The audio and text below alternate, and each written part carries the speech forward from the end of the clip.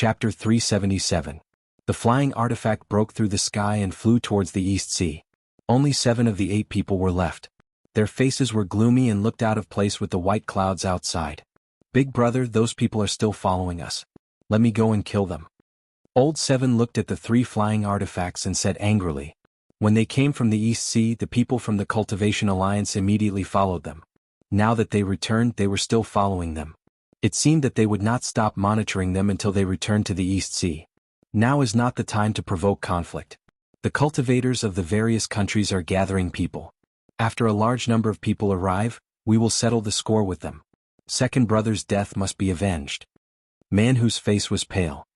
He was gritting his teeth when he suddenly found that Yan Juexing was on the verge of falling. It seemed that he could not stand stably. He immediately supported him and asked, "Young palace master, are you injured?" They looked at him in surprise. Was the calmness from before just an act? Yan Juexing looked back at the flying artifact that was following them from afar. Just as he turned his head, he spat out a mouthful of blood. His face instantly turned pale.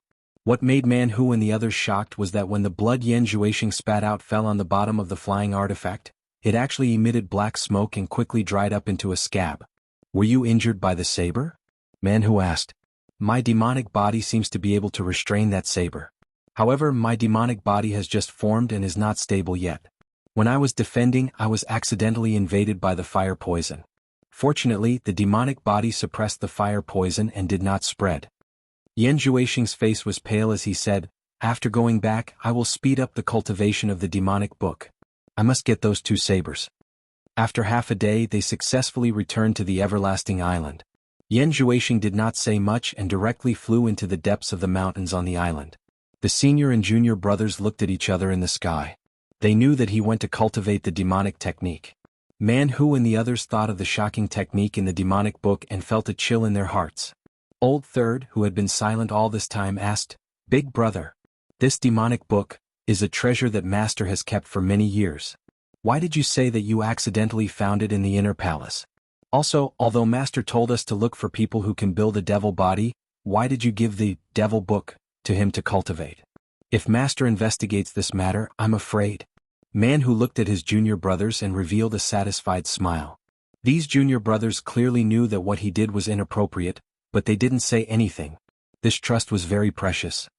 But thinking of the dead second brother, Man Hu said with some sadness, "Third brother, Master treated us like his own father. How could I do such a thing behind Master's back?" So, when Master found out that Yan Juexing had formed the devil body, he was so happy that he almost came to China in person. However, he was bound by the poison oath, so he had no choice but to accept my will and pass the devil's book to Yan Juexing, and let us listen to Yan Juexing's commands. This. The others were speechless. Although they didn't say it out loud, their expressions were filled with doubt. "There are some things that you guys don't know. However, now that Yan Juexing has formed his demonic body, it's time for me to tell you guys." Man Hu looked at his junior brothers and slowly said, "The ancient devil path is true, and the passage to the devil world is also true. This is because the devil path was too powerful in the past, even the immortal and netherworld had to bow down to them. Who would have thought that such a powerful devil path would be provoked by the immortal and netherworld? As for what happened, even Master doesn't know. In short, the passage to the devil world was sealed by the immortal and netherworld. But the devil monarch of the devil world was also not an ordinary person. After discovering that something was wrong when the passage was about to be sealed, he forcefully used a great technique to capture a devil path pawn and send him out. The pawn that was sent out had the devil's book, bestowed by the devil monarch." The others looked at each other in dismay. Third brother frowned and said, "Eldest brother, did Master tell you this? Why didn't Master tell us?" "Third brother, listen to me slowly, you will naturally understand after listening." Man Hu continued, "Since the immortal and netherworld dared to do this, they naturally wouldn't let the people of the devil world have the opportunity to open the passage from the inside. The devil path pawn carried the devil's book, and was entrusted by the devil monarch to look for people in the mortal world who could successfully cultivate the devil's book. Once someone could successfully cultivate the devil's book, they would naturally be able to find the sealed passage to the devil world. With the power of the devil's book, there would definitely be an opportunity to open the passage from the outside. Since that is the case, why didn't the devil path pawn cultivate the devil's book himself, but instead looked for people to cultivate it?" Fourth brother was puzzled. "If you want to cultivate the devil's book, You must first build the devil's body. Man Who sighed. At that time the situation was urgent, and the devil monarch didn't have time to choose a more suitable candidate. He had no choice but to send the devil's path pawn. But the devil's path pawn's talent was limited, and he was unable to build the devil's body, so how could he cultivate the devil's book? After the immortal and netherworld joined hands to seal the passage, they wantonly slaughtered the remaining devil path people in the mortal world. And at that time, without the support of the devil world, how could the devil's path people be a match for the immortal and netherworld? Almost all of them were killed, and from then on the devil's path became extinct. That devil's path pawn, who was entrusted with the heavy responsibility, endured humiliation and went through untold hardships to survive. After the immortal and netherworld stopped paying attention to the mortal world, he quietly looked for people who could build the devil's body and cultivate the devil's book. Seventh brother, who was a bit hot-tempered, was stunned. Then how did the devil's book fall into the hands of Master? Seventh brother didn't understand, but the others thoughtfully looked at each other and seemed to have understood something. Man Who looked at them and explained with a smile, that devil's path pawn's cultivation hasn't reached the stage of immortality, and it's also impossible for him to live from ancient times until now. He was entrusted with the heavy responsibility of the Devil King, so he naturally had to find someone to succeed him. Before he died, he found a successor, and at the price of never being able to reincarnate and having his soul scattered, he used the devil's curse of the devil's path secret technique on the successor. If the successor doesn't fulfill his last wish, he must find a suitable successor to continue, otherwise he will face the punishment of the devil's curse, and at that time he will neither live nor die. And that devil's curse will also be passed down from generation to generation. Seventh brother was stunned. He wasn't a fool and roughly understood what was going on. He couldn't help but ask, "Eldest senior brother, do you mean that Master is the successor of this generation who has been entrusted with a heavy responsibility? Then wouldn't Master also have that devil's curse planted on him?" "That's right." Man Who solemnly said, "I have already promised to inherit Master's heavy responsibility. If Master is gone, the devil's curse will automatically descend on me." Everyone was shocked when they heard this, and they all looked at their eldest senior brother in a daze. Man Who waved his hand and said with a smile, "However, this matter is really unexpected. At that time I saw that Yan Zhuixing's will was firm, so I had the idea of letting him try to build a devil's body. I really didn't expect that after countless years of failure, he would actually succeed. I have to say that it is a coincidence.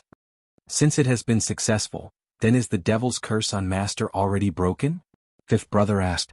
Man Who shook his head with a wry smile, "How could it be so easy? There are only two ways to break the devil's curse. First, after the devil world's passage is opened, the devil's curse will naturally disappear. Second, after the devil book cultivator reaches the late devil king stage, he can use a great method to help the successor build a devil's body. Once the successor's devil's body is formed, the devil's curse will naturally disappear. Of course, when the devil king uses a great method to help the successor build a devil's body, it is almost impossible to fail. Unlike when we use the 7-star blood-piercing great method, it is almost impossible to survive. In that case, Yan Zhuixing needs to smoothly cultivate to the late devil king stage to be able to break the devil's curse on Master." Sixth brother asked. "That's right. Therefore, Master wants us to listen to Yan Zhuixing's command. The purpose is to help him eliminate the interference and smoothly cultivate the devil book." Man Who said, suddenly looked at everyone and sighed, "It's just that if it's like this, junior brothers will have to suffer. This matter originally has nothing to do with you. Eldest senior brother, please don't say that. Master and we are like father and son. It is our duty to serve Master. How can there be any grievances?" Third brother stopped him. The others also said similar words. Man Who tightly pursed his lips, looked at his junior brothers and nodded with gratification. The third brother frowned and said, "Eldest senior brother, there's a troublesome matter. If we want to avenge second senior brother, we naturally have to kill the Yuchencho. However, Nongzhu's female disciple has always been by his side. Seeing how she listens to Yuchencho's words, once we make a move, Nongzhu's disciple will definitely help. Although we are not afraid of her, if Nongzhu is involved, then it will be troublesome. Second brother, we can't die in vain. I will immediately send a message to Master. I believe that after Master knows of second brother's death, he will clear the obstacles for us to take revenge. Master will definitely personally go to the South Sea Purple Bamboo Forest to negotiate with Nongzhu." Man Whose eyes flickered. After saying that, he flashed to the peak of a mountain, took out a piece of jade, found the direction, and muttered softly, in the distant Rong Empire, a snow-capped mountain towered into the clouds, the cold wind whistled under the gloomy clouds and snowflakes fluttered in the air. There was not a trace of green, nor a trace of life. Above the gloomy clouds, on the peak of the snow-capped mountain, the sun was shining brightly, the mountain was covered with a layer of ice, and under the sunlight, the mountain was draped in 7 colors. In such a deserted place, there was an old man with white hair and beard sitting cross-legged on the ice peak, his body only wrapped in a thin snow-white robe. He was not afraid of the cold. Next to him, there was a snow-white python, curled up into a ball and sleeping soundly. The strangest thing was that there was a pair of sparkling and translucent horns on the snake's head. If a knowledgeable person saw this, they would know that this was a rare spirit beast, snow flood dragon. At this time, the old man who was sitting cross-legged like a sculpture suddenly opened his eyes. He was silent for a moment, then as if he had heard some unfortunate news, his eyes suddenly widened, his eyes flickered, and he suddenly stood up. A huge imposing aura surged out from his body. The sleeping snow flood dragon quickly opened its eyes and raised its head, its bright red eyes blinking, revealing a frightened expression. Its coiled body brought along a white shadow, and like a divine dragon, it quickly drilled into the sea of clouds, disappearing without a trace. Ah! The old man suddenly let out a painful howl, and a majestic aura surged out like a gas. The entire mountain peak immediately felt as if a strong earthquake had occurred. The ice covering it collapsed with a loud rumble and slid down the mountain. The thick gloomy clouds that floated over the mountainside, with the mountain peak as the center, stirred up undulating waves, and dispersed in all directions. The imposing aura was truly astonishing.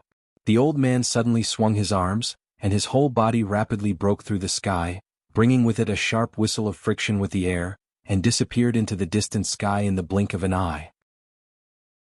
Chapter 378. Fuxian Island, the place that Yu Qianqiu hadn't been to for a long time. When Dongfang Chang'ao said that Ma Jiugu wanted him to fulfill his promise, he knew that he had to come, and it was hard for him to refuse. He might feel that he didn't know anyone from Fuxian Island, but Ma Jiugu was an exception. Back then he couldn't bear the torment of time anymore, so he knelt down to Ma Jiugu in exchange for a starting point, but it also made him bear a promise that he had to repay. Yu Qianqiu didn't deny that he could go back on his word, but for a man like him there was a difference. If he didn't return it he wouldn't return it, but if he had to return it he couldn't avoid it. What was the difference? Look at your conscience, there was no reason. Dongfang Chang'ao drove a flying artifact and brought Yu Qianqiu, Ziyi and a group of people from Fuxian Island back.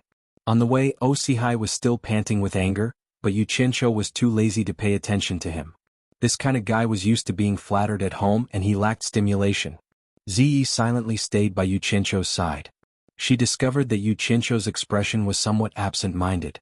She didn't know what he was thinking about. This was the first time she had seen such a thing happen to Yu Qianqiu. Fuxian Island had already received the news in advance that Yu Qianqiu was coming back. No one knew who leaked the news, but some of the younger generation disciples immediately spread the news around the island. The expelled Yu Qianqiu is coming back. The An Kuangsung Yu Qianqiu that even ancestor Qing Fu couldn't catch is coming back. The Yu Qianqiu who saved the disciples of various sects in the demon ghost domain is coming back. The Yu Qianqiu who defeated a competitor in the cultivation pavilion is coming back. The Yu Qianqiu who created the star flame fire technique is coming back. The Yu Qianqiu who killed the grandson of sect master An Kuangsung and the son of Daluo sect master's coming back. I heard that Daluo sect master Luo Qingtian was also defeated by Yu Qianqiu and lost an arm. Who doesn't know about this? The saber drawing assembly, this time is hosted by Yu Qianqiu. There were even a few female disciples hiding in their rooms discussing with stars in their eyes. The first girl exclaimed, "Really? Senior Yu Qianqiu who cultivates the Guiyuan sword technique, is coming back? I don't know if I have the chance to come into contact with him. I've been cultivating the Guiyuan sword technique for such a long time, but I always feel that I can't unleash its power. I really want to ask him for some pointers." The second girl said with disdain, "I also want him to give me pointers. But he is no longer a disciple of supporting Immortal Island. Why should he give us pointers? I heard that he is a guest invited by supporting Immortal Island." The third girl said with regret, "Senior Yu Qianqiu is the person I admire the most. He didn't do anything wrong to supporting Immortal Island, so why did the sect expel him? Now, with his ability, he is still famous in the cultivation world without the support of the world's #1 sect." Ding Girl rubbed her chin and said, "You are not the only one who admires Senior Yu Qianqiu. Who in our supporting Immortal Island doesn't admire him? Sigh. How many years does it take for such a person to appear in supporting Immortal Island? But he was chased away by the sect. I suspect that someone is jealous of his talent and is purposely making things difficult for him. Yes. The few girls nodded and agreed with what Ding Girl said. The higher-ups of supporting Immortal Island heard similar discussions from the young disciples everywhere they went. They didn't know whether to laugh or cry. These young people all remembered Yu Qianzhou's good points, but consciously didn't accept their idol's shortcomings. It seemed that Yu Qianzhou's reputation as a scum of the cultivation world, and a madman, was very famous. Didn't they hear of it? However, it was understandable. Yu Qianzhou didn't look very old, but he had done many things that young people wanted to do but couldn't. Furthermore, any of the things he did could make the young people with dreams famous. What's more, he did so many things on one person. Actually, let alone the young people, how many of the older generation didn't secretly admire him? Otherwise they wouldn't have called back Yu Qianzhou this time. If Yu Qianzhou heard these discussions, it was unknown what he would think. Presumably he would also sigh. After so many years, he rarely stopped to rest and had always been bouncing around tirelessly. He actually did so many things and it could be said that his hard work wasn't in vain. Actually, he didn't only do these things in the open and in the dark. A man who didn't know tiredness could also do some things. When they arrived at supporting Immortal Island, Zi sized it up curiously. She had also heard of this world's #1 sect. Yu Qianzhou looked at the island below expressionlessly. The thick fog on the island opened up a path. The flying immortal treasure went through and directly flew to the square in front of Penglai Pavilion and landed. On the peak of the alchemy pavilion, Guan Weiwu threw off his image of an alchemy addict. He stood in front of the cliff of the alchemy pavilion and watched the flying immortal treasure land with his own eyes. He sighed softly and said, "Is he back? Won't you know if you go and see for yourself? After all, they are master and disciple. I don't think Yu Qianzhou is a heartless person."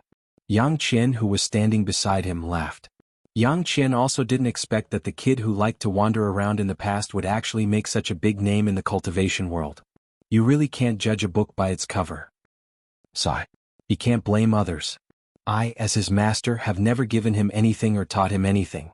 Even when he was about to be expelled from the sect, I didn't stand out to protect him. Guan Weiwu looked in the direction of Penglai Pavilion and laughed bitterly. Cutting off ties. I, as his master, have hurt his heart. It's fine if I don't go. In front of Penglai Pavilion, Yu Qianzhou looked around and was instantly shocked. He could see supporting Immortal Island disciples everywhere. When he was in supporting Immortal Island, he had never seen so many disciples loitering around Penglai Pavilion. Could it be that supporting Immortal Island secretly recruited many disciples? But why didn't he hear 100 Charm Beauty mention it before? Yu Qianzhou looked around suspiciously. It seemed that all the people walking around were staring at him. Something was wrong. As he thought of this, he also became vigilant. Zi nodded secretly. The world's #1 sect was indeed the world's #1 sect. Just by looking around, there were actually so many low-level disciples. Let's go.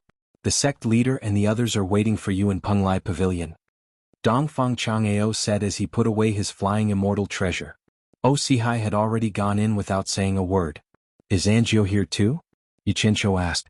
Dongfang Chang'ao looked up at Penglai Pavilion and said, Anjiu should be here too. Let's go up and wait.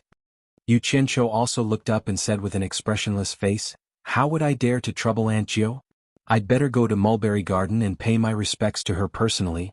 Elder Dongfang, please inform her first so that there won't be any misunderstandings. With that said, he unsheathed the long sword on his back and flew towards Mulberry Garden. Zi also followed. Dongfang Chang'ao was stunned and immediately understood that he didn't want to meet the sect leader and the others. He looked up and saw that Feng Xiangtian had already appeared in front of the window with a gloomy face. This brat didn't give me any face at all. Dongfang Chang'ao shook his head helplessly and sent a message in the direction of Mulberry Garden. He then entered Penglai Pavilion. The disciples near Penglai Pavilion were slowly walking in the direction of Mulberry Garden as if nothing had happened. Mulberry Garden was still lush and lush. In the inner garden, Lan Bingxue had already helped Ma Jiao to stand in the courtyard. Yu Qianzhou and Zi landed in the outer garden. To show respect to Ma Jiao, the two ignored the gazes of others and directly walked into the inner garden. As soon as he saw Ma Jiao, Yu Qianzhou immediately bowed and said, Yu Qianzhou greets Aunt Jiao. After getting up, he didn't even look at Lan Bingxue. He didn't even think about putting on an act towards this woman who had hurt his woman. Sooner or later he would settle the score with her. Lan Bingshua's expression slightly changed. Majio nodded and smiled. It's good that you came. Then she looked at Ziyi and asked, You must be Miss Ziyi? With this question, it seemed that Ziyi's performance in the saber drawing assembly had made her famous in the world. Ziyi didn't speak. No matter how high Majio's seniority was, it couldn't be higher than her. Yu Qianqiu quickly replied respectfully, Aunt Jiu, she is indeed Ziyi. Majio didn't mind. She looked at Yu Qianqiu and said with a smile, This old woman won't talk nonsense, lest you youngsters talk too much to me. Yu Qianqiu, that year in this garden you owed this old woman a promise. Today this old woman summoned you to fulfill this promise. Are you willing? Elder Dongfang has already informed me. Since this junior has come, ninth aunt, please do not hesitate to instruct me. As long as this junior is able to do it, I will definitely do my best to accomplish it, Yu Qianqiu said respectfully. Good. This old woman didn't misjudge you. You are indeed a trustworthy and responsible man. Majio nodded and said with a smile, What I want you to do is very simple. This old woman wants you to rejoin supporting Immortal Island. This. Yu Qianqiu was stunned. When he came here he had thought of the worst and even made all sorts of plans. He didn't expect that he would rejoin supporting Immortal Island. Ziyi also looked at Yu Qianqiu in a daze. How was it possible for Senior Bai's disciple to rejoin supporting Immortal Island? What? Is this request making things difficult for you? Majio thought that Yu Qianqiu was embarrassed and said with a smile, Let bygones be bygones. Don't take it to heart. If anyone dares to gossip, this old woman will be the first to deal with him. Yu Qianqiu smiled bitterly and said, Aunt Jiu, it's not that I don't want to agree, but this junior can't. I already have a master, so how can I join supporting Immortal Island? Ziyi also nodded and said, Yes, he can't join supporting Immortal Island. If he does that and offends his master, I'm afraid that supporting Immortal Island will disappear from the cultivation world. Majio looked at Lan Bingxue speechlessly. She wasn't speechless because of Yu Qianqiu's rejection, but because of Ziyi's arrogant tone. If someone else had said this, Majio would have treated it as nonsense. However, it was different when Ziyi said it. Everyone in the cultivation world knew that Ziyi could easily deal with 7 experts at the late stage of the crossing tribulation stage. There was also her mysterious master, Mr. Nongzhu, and the unheard-of South Sea purple bamboo forest. Everything indicated that Ziyi's background wasn't simple. Now that she said such words, the so-called master of Yu Qianqiu might really be someone that supporting Immortal Island couldn't afford to offend. Yu Qianqiu, can you tell this old woman who your master is? Majio asked. This. Yu Qianqiu thought for a while and said slowly, Although you haven't met my master, when we were training in the demon domain, my master injured you and the seniors of supporting Immortal Island. What? He's your master? Majiogu shuddered when she heard this. The terrifying scene from back then was still deeply engraved in her mind. A thunderous and sonorous divine sense had instantly injured a group of people. That person's cultivation was unimaginable. That person was an invincible existence. Chapter 379. Anjio, please keep this secret for me. Yu Qianqiu bowed and said, Anjio, is there anything else you want me to do? As long as it's within my capabilities, I will do my best. Majio looked at him with a complicated expression. She didn't expect him to find such a powerful backer. No wonder he dared to be so unscrupulous in the cultivation world. She shook her head and said, I can't think of anything for the time being. Stay on supporting Immortal Island for a day and I'll let you know when I think of something. Yu Qianqiu hesitated for a moment before he said, I would like to do something to offset the promise I made back then. I wonder if you and Jiu would agree? This promise was like a fishbone stuck in his throat. He really wanted to resolve this matter as soon as possible. Otherwise, others might use it against him in the future. Oh, what is it? Majio's eyes lit up. Why don't you tell me? If I help you, Anjio, increase your lifespan by another 150 years, I wonder if I can cancel out this promise? Yu Qianqiu slowly said. When these words were spoken, everyone was greatly shocked. Could he, Yu Qianqiu, really do something as heaven-defying as allowing someone to live for another 150 years for no reason? Even Ziyi looked at him with a face full of shock. Majio's chest heaved up and down and her breathing became rapid. She didn't have much time left to live. What kind of concept would it be if she could live for another 150 years? Perhaps she would have a chance to break through to that legendary realm. After calming down, her eyes flickered and she said, I won't use your promise to tie you down for the rest of your life. Rest for a day and let me think about it. I'll give you an answer tomorrow. In that case I'll take my leave. Yu Qianqiu bowed and left the mulberry garden with Ziyi. After watching the two leave, Lan Bingxue turned her head and said, "Aunt Jiu, why didn't you agree to him? If he can really extend your lifespan by another 150 years, it will be a great thing." 150 years of lifespan? Ma Jiugu murmured with a confused expression. Lan Bingxue stayed silent with her for a while, then suddenly asked in a low voice, "Aunt Jiu, who is Yu Qianqiu's master?"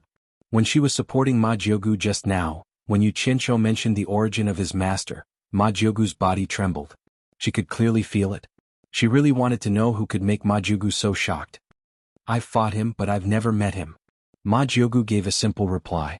Although she kept Lan Bingxue by her side, she wouldn't let Lan Bingxue know about some matters that involved the core of the sect. She didn't know why. Lan Bingxue lowered her head and stopped asking. Knowing that Ma Jiugu would give him an answer tomorrow, Yu Qianqiu instantly felt relieved. It was better to settle this matter earlier than later. Now that he was in a good mood, he led Ziyi out of the mulberry garden, letting Ziyi appreciate the 10,000 fragrance garden that was full of spirit grasses. Are these all spirit grasses? Ziyi's pretty face melted. Smelling the fragrance, looking at the grass, vines, flowers and willows all over the mountains and fields, her face bloomed with innocent curiosity. Compared to the monotonous purple bamboo forest, the scenery here was much more vivid and lively. Yes, they are all spirit grasses. Yu Qianqiu nodded his head.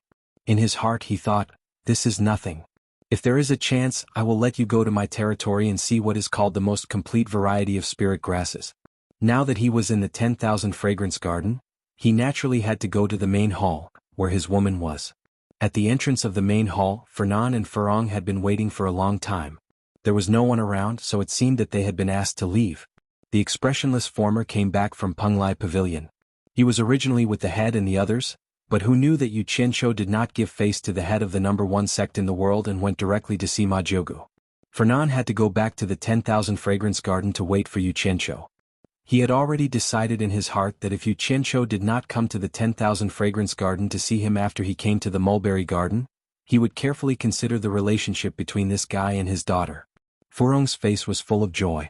Fernan was afraid that his daughter would be too happy and be seen by others about Yu Qianqiu's return, so he specially blocked the news from her. It was not until just now that he told her, and he also gave her a lot of instructions. Senior Fei. Yu Qianqiu saluted awkwardly. Since he was caught in bed last time, he felt that the 3 words Senior Fei were not smooth no matter how he called him. Hearing this, Fernan also had a strange expression. He nodded slightly and his eyes fell on Ziyi. Furong called out cheerfully, "Yu Qianqiu." Her voice was still so pleasant to hear.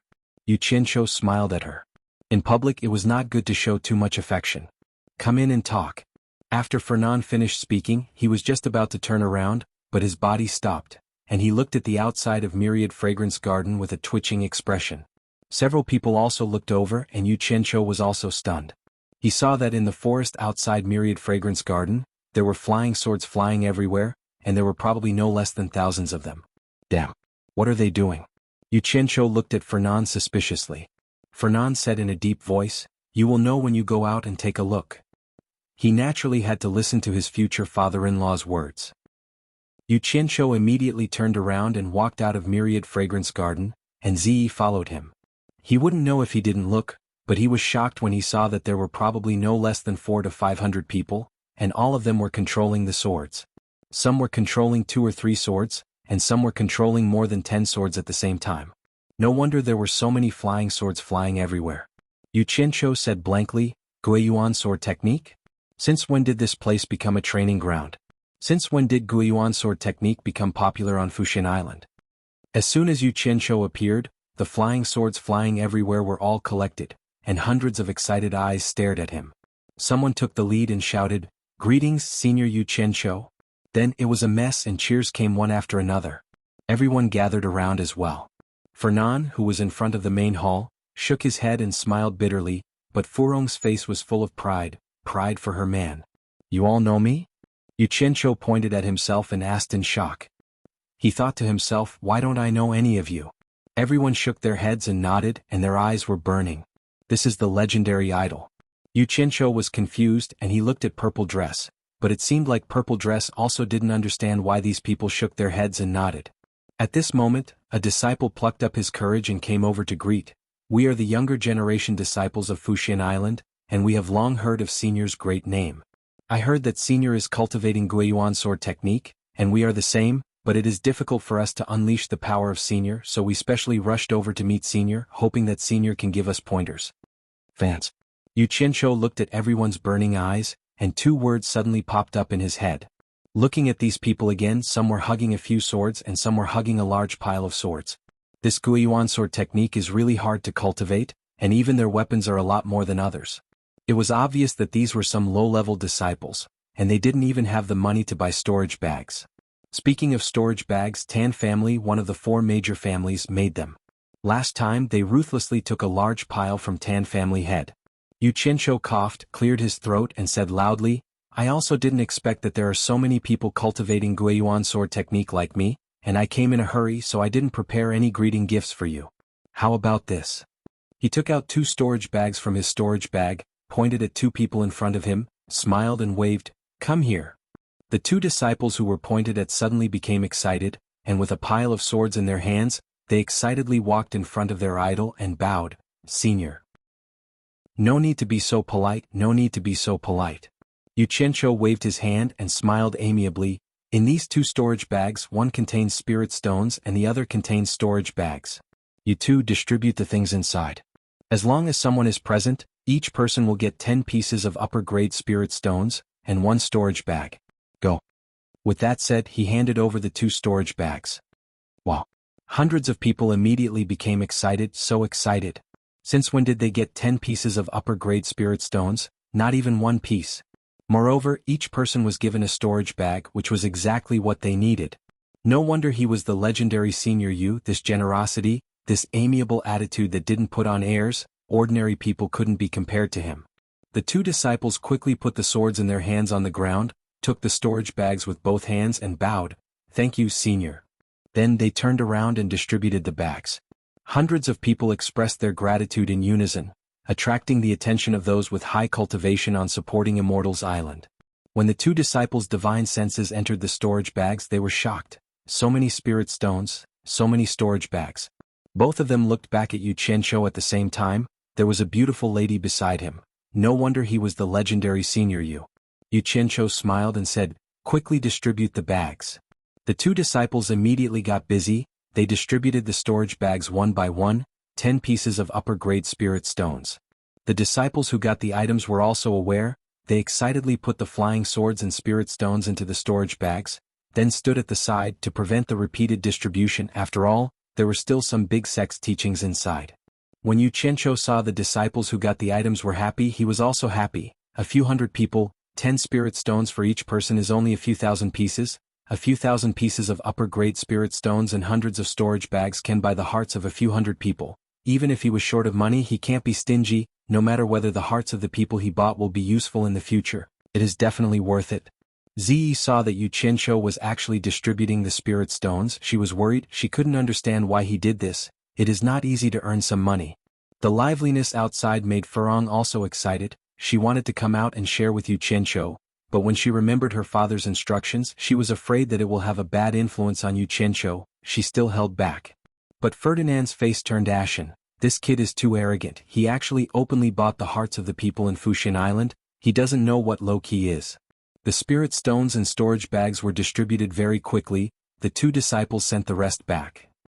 Yu Qianqiu took the storage bags, first gave a storage bag to each of them, then gave 100 upper-grade spirit stones to each of them. He smiled and said, you have worked hard, don't think it is too little. Thank you, Senior. The 2 of them received it happily, not to mention that Yu Qianqiu personally gave it. The spirit stones are 10 times more than the others. When did the 2 of them get 100 upper-grade spirit stones? The flying swords and spirit stones on the ground were put into the storage bags. The 2 of them hung the storage bags on their waists. The happy expression on their faces can't be stopped. From today onwards, we are also people with bags. Senior, please give us pointers on Guiyuan sword technique. The 2 of them looked at each other, suddenly bowed at the same time. Hundreds of people also bowed together and said, Senior, please give us pointers. In this kind of atmosphere, Yu Qianqiu was also in high spirits. He found the feeling of being a teacher. After adjusting his mood, his face became solemn. He slowly paced and said, There is no pointers. I also don't know how to give pointers, but you all remember my words. Although all the sects in the world have thousands of spells, although each has its own magical power, the myriad changes do not deviate from the original.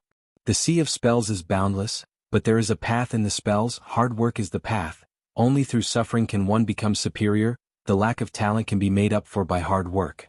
As long as you all remember these, sooner or later you will be able to walk a path of glory that belongs to you. You don't need to imitate others everywhere, only the things that you comprehend yourself truly belong to you. This is all I want to say. You may wish to think about it. Ferdinand, who was in the garden, was stunned. He didn't expect this little rascal to actually be able to say such a reason. A few experts of Supporting Immortal Island who were secretly paying attention to this, also fell into deep thought after hearing this. They faintly felt that Yu Qianzhou's words were somewhat reasonable. It was worth pondering. In fact, Yu Qianzhou himself was just fooling around. He just casually changed the words that he heard in his previous life and felt that it was reasonable. He didn't care whether it was really useful. The key was to say it now. It was enough. However, he didn't know that his words had really caused two extraordinary figures to emerge from these disciples. Chapter 380. In the courtyard behind the Wanfen Garden's main hall, Ziyi stood in the courtyard and looked at a tightly shut door with a puzzled expression. Yu Qianzhou and Ferong had entered the room again. Ferong was the same as Wu Lixue and was also making some strange sounds. Ziyi could not understand it no matter how she thought about it. After half a day, Yu Qianzhou came out of the room happily. Ziyi walked over and asked, "What are you guys doing?" Yu Qianzhou didn't answer and instructed with a serious expression. "Now help me guard this room and don't let anyone in. I have something important to do." Ziyi saw that he was serious and immediately agreed. Yu Qianzhou then went back into the room. Ferong, who was tidying up her clothes, still had an amorous expression on her face. Yu Qianzhou hugged her and disappeared. Ferong wasn't surprised at all as she was used to it. Utopia's misty palace, Bai Suzhen was sitting cross-legged with the green destiny sword in her hand. She would draw something in the air with her slender fingers. Then she would shake her head and go into deep thought. It was obvious that she hadn't broken the restriction on the sword. Yu Qianzhou, who suddenly appeared, looked at her silently and didn't disturb her. His eyes revealed a pitiful expression. Such a beautiful woman had been doing such boring things. He didn't know how long she hadn't gone out. It was all for him. Bai Suzhen suddenly looked up and was startled. She put down the sword and smiled gently. "You are here. It's just a broken sword. It's fine if I can't break the restriction on it. At most, I will just use it as a high-grade artifact. You don't have to make things difficult for yourself." Yu Qianzhou looked at her and smiled. "I have some ideas." After Bai Suzhen indirectly rejected him, she sized him up. Seeing that he was quite energetic, she calmed down and asked calmly, "What's the matter?" "I can concoct the 7 orifices exquisite pill now." Yu Qianzhou smiled. Bai Suzhen was surprised and asked, "You found the resurrection grass?" "I haven't picked it yet, but I can pick it any time. Sister, help me prepare 3 mature 7-star blood orchids and 3 strands of Adumbra flower silk. I'll go pick the soul-returning grass now and meet up with you here." "Got it?" Bai Suzhen nodded with a gentle smile and went out. Yu Qianzhou stared blankly at her back for a while before disappearing. Outside the great door of the netherworld, Yu Qianzhou, who had suddenly appeared, subconsciously looked around. Although it was not his first time here, the atmosphere here was really suffocating. He glanced at the tightly shut gates of the netherworld. The heaven-swallowing beast that was missing a knocker and 2 of its teeth was still the same. The skulls on the netherworld wall were still staring at him with boundless terror. Now was not the time to enjoy the scenery. Yu Qianzhou walked to the side of the netherworld steel that was guarding it. He raised his hand and released 3 pillars of water, directly sealing the 3 resurrection grass in ice. Then he pulled out the ice pillars along with the resurrection grass and disappeared with the ice pillars. Bai Suzhen had already returned to the room to wait for him. Seeing him appear with 3 ice pillars, she asked in surprise, This thing is not something of the mortal world. When I picked it, I couldn't see it in public, or else it would immediately turn into smoke. I directly sealed it in ice and brought it here." Hearing his words, Bai Suzhen discovered that there were indeed 3 stalks of red spiritual herbs in the icicle, which were similar in color to the 7-star snow orchid. Carefully looking at them, she asked, "You can enter and exit the 9 netherworld cave at any time now?" "That's right. Now I can enter and exit the 9th netherworld cave at any time." Yu Qianzhou smiled proudly. Then his expression turned solemn as he said, "Sis, let's not waste any more time. I still have to rush back. Let's start now." He raised the 3 icicles with his palm, and the cyan flame that had become faintly transparent due to the lowered temperature instantly wrapped around the icicles. The 3 icicles instantly turned into mist and evaporated, while the 3 spirit herbs also turned into sparkling red spiritual liquid. Yuchencho looked at the changes in his palm. His gaze deepened as he said, Adumbra guarding the soul, soul replenishing the soul, and 7-star body building. There are 3 portions of each. Although this 7 orifices exquisite pill only requires these 3 spirit herbs to refine, each of them is a precious treasure and is truly hard to come by. Sis, toss in the other 2. Bai Suzhen obeyed and tossed the Adumbra flower and 7-star blood orchid into the azure flames. Yuchencho immediately acted as if he was facing a great enemy. He carefully controlled the flames with a cold expression. After all, these were not ordinary spirit pills. It would be a pity if they were wasted. Bai Suzhen shifted her gaze from the azure flames to Yuchencho's face. His exceptionally serious expression made Bai Suzhen feel a little dazed. He was no longer that useless disciple Ong Kwangtsung from back then. The massive wealth and manpower that Utopia possessed were all built by him step by step. Once these powers matured and officially appeared in the cultivation world, it would definitely shock the world. Just how far could he go on this path? After an unknown period of time, a red light suddenly appeared in the room, pulling Bai Suzhen back from her daze. She saw Yuchencho's palm emitting a red light that resembled blood patterns. The red light rippled gently in the room. With a smile on his face, Yuchencho picked up a pill to take a look. He couldn't see the shape of the pill in his fingers. All he could see was a blood-red shadow. It was clearly a demonic color, but it didn't feel demonic. The pure red patterns were soft. You've succeeded? Bai Suzhen said in surprise. Yuchencho smiled and said, 9 pills in 1 cauldron. Not a single one is missing. It's done. At that moment, everyone in Utopia cast their gazes above Ethereal Peak. They saw the entire ethereal palace suddenly emit a blood-red glow that soared into the sky. After the wind and clouds in the sky were stimulated by the red light, they stirred silently. Gradually, the wind and clouds formed the shape of a dragon and a tiger. They circled and chased each other. It was a spectacular sight. After a full 15 minutes, the blood-red light converged. Only then did the dragon and tiger gradually dissipate, leaving everyone dumbfounded. The 2 people in the room were still looking at the spirit pills. They didn't know that when the pills were formed, an auspicious sign had already appeared in the sky outside. This was a sign that would only appear when a truly heaven-defying spirit pill had been refined. The 7 orifices exquisite pill could compete with the heavens and earth, so it was naturally a heaven-defying spirit pill. Sis, I'll take 1 and leave first. Give the remaining 2 to my parents. Keep the rest safe. I'll get them from you when I need them. Yuchencho gave 8 spirit pills to Bai Suzhen and put 1 into his storage bag. He smiled and left. By the time he returned to Myriad Fragrance Garden, it was already the next morning. Furong had been waiting for him in the room. When she saw him, she called out happily, Yuchencho. No matter how close the 2 of them were, Furong liked to call him that, and every time she called him that, she would be very happy. I'm going to the mulberry garden to find Aunt Jo. After I see her, I might leave immediately. Yuchencho hugged her and whispered into her ear. Furong hurriedly said, I'll go with you. Be good. Yuchencho directly said these 2 words. Furong understood what he meant and didn't say much. She only said quietly, then you have to come and see me often. As time goes by, I'll miss you very much. Yuchencho pushed her away and smiled in return. He resolutely turned around and opened the door. When he opened the door, he saw that Ziyi was still standing at the door looking back at him. Yuchencho unsheathed the long sword on his back and soared into the sky. Ziyi immediately followed.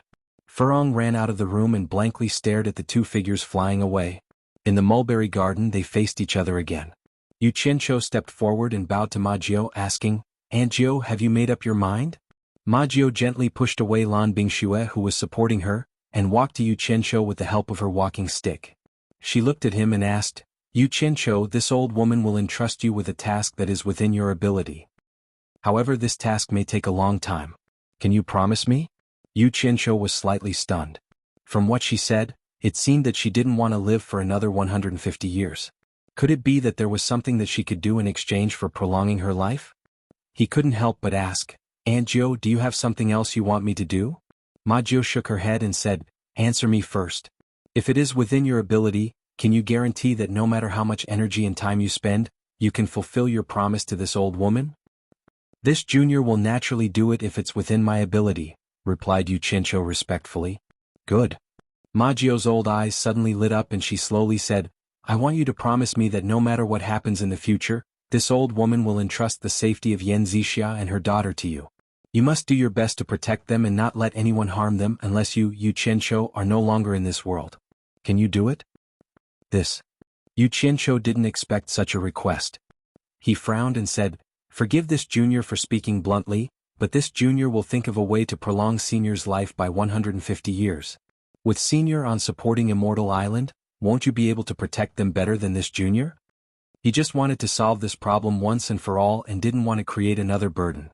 What he didn't know was that Ma Jiao wanted this promise from him was because she found out that Yan Zixia had fallen in love with him. Ma Jiao was prepared to use this promise at a critical time to fulfill their marriage. But now, the situation in the cultivation world didn't look good and Ma Jiao faintly felt that something big was about to happen. The women of the Guan clan have suffered too much, and the women who married out of the Guan clan suffered even more. None of them had a good ending, and this seems to have become the fate of the Guan clan's women. That's why I've never married.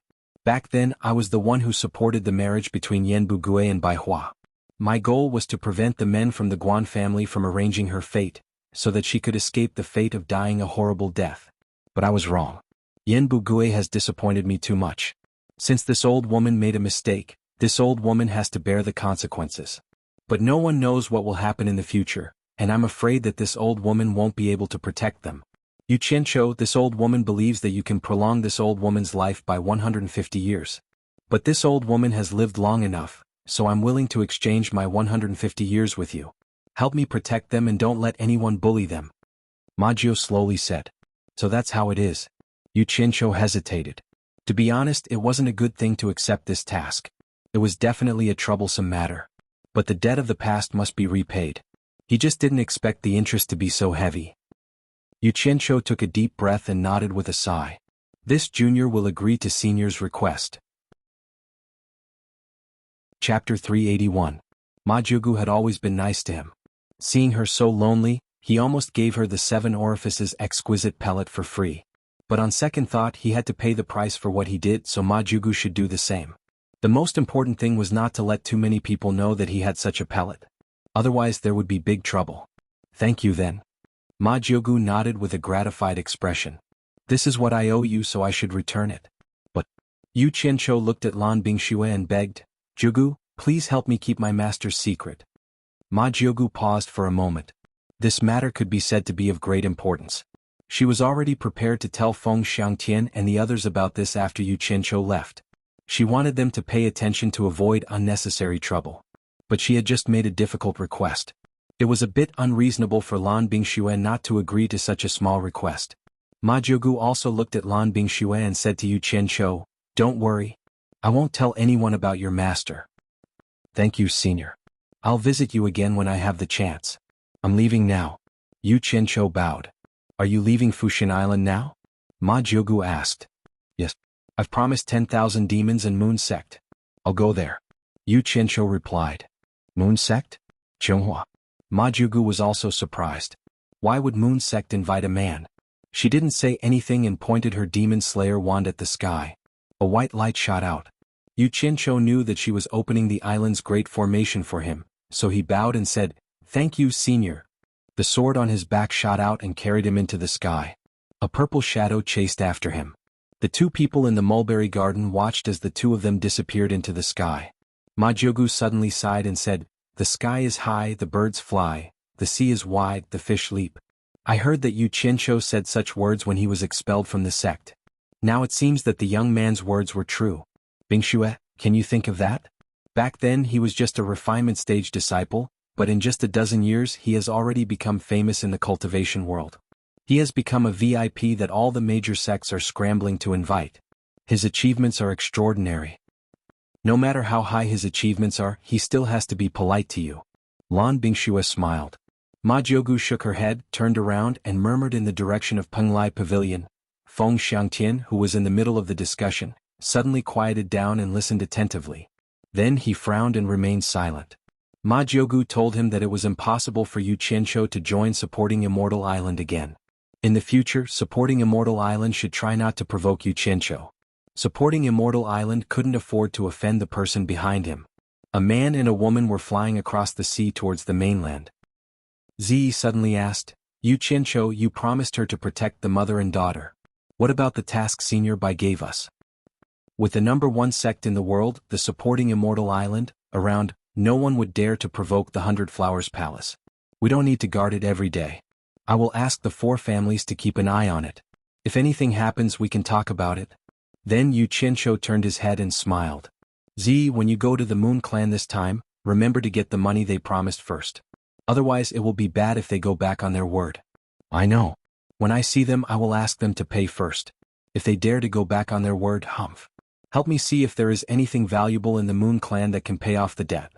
I will move it back to the Wu family and ask them to sell it for money, Ziyi said without hesitation. It seemed that after staying with Wu Lixue for a few days, she had learned a lot about the Wu family. She was a fast learner. I see. Yu Qianqiu looked at her in surprise and nodded. He didn't expect that she would move things to pay off the debt. Yu Qianqiu was very happy for her improvement. Moon Clan. Yu Qianqiu didn't know where he was at first. Thinking of the disciples of the Moon Clan from the Ethereal Palace, he asked Chu Ping-er and found out where he was. In the Longhuan mountain range, there were dense vegetation and ferocious beasts. There were few people there. There was a mountain that was high and steep, towering into the sky.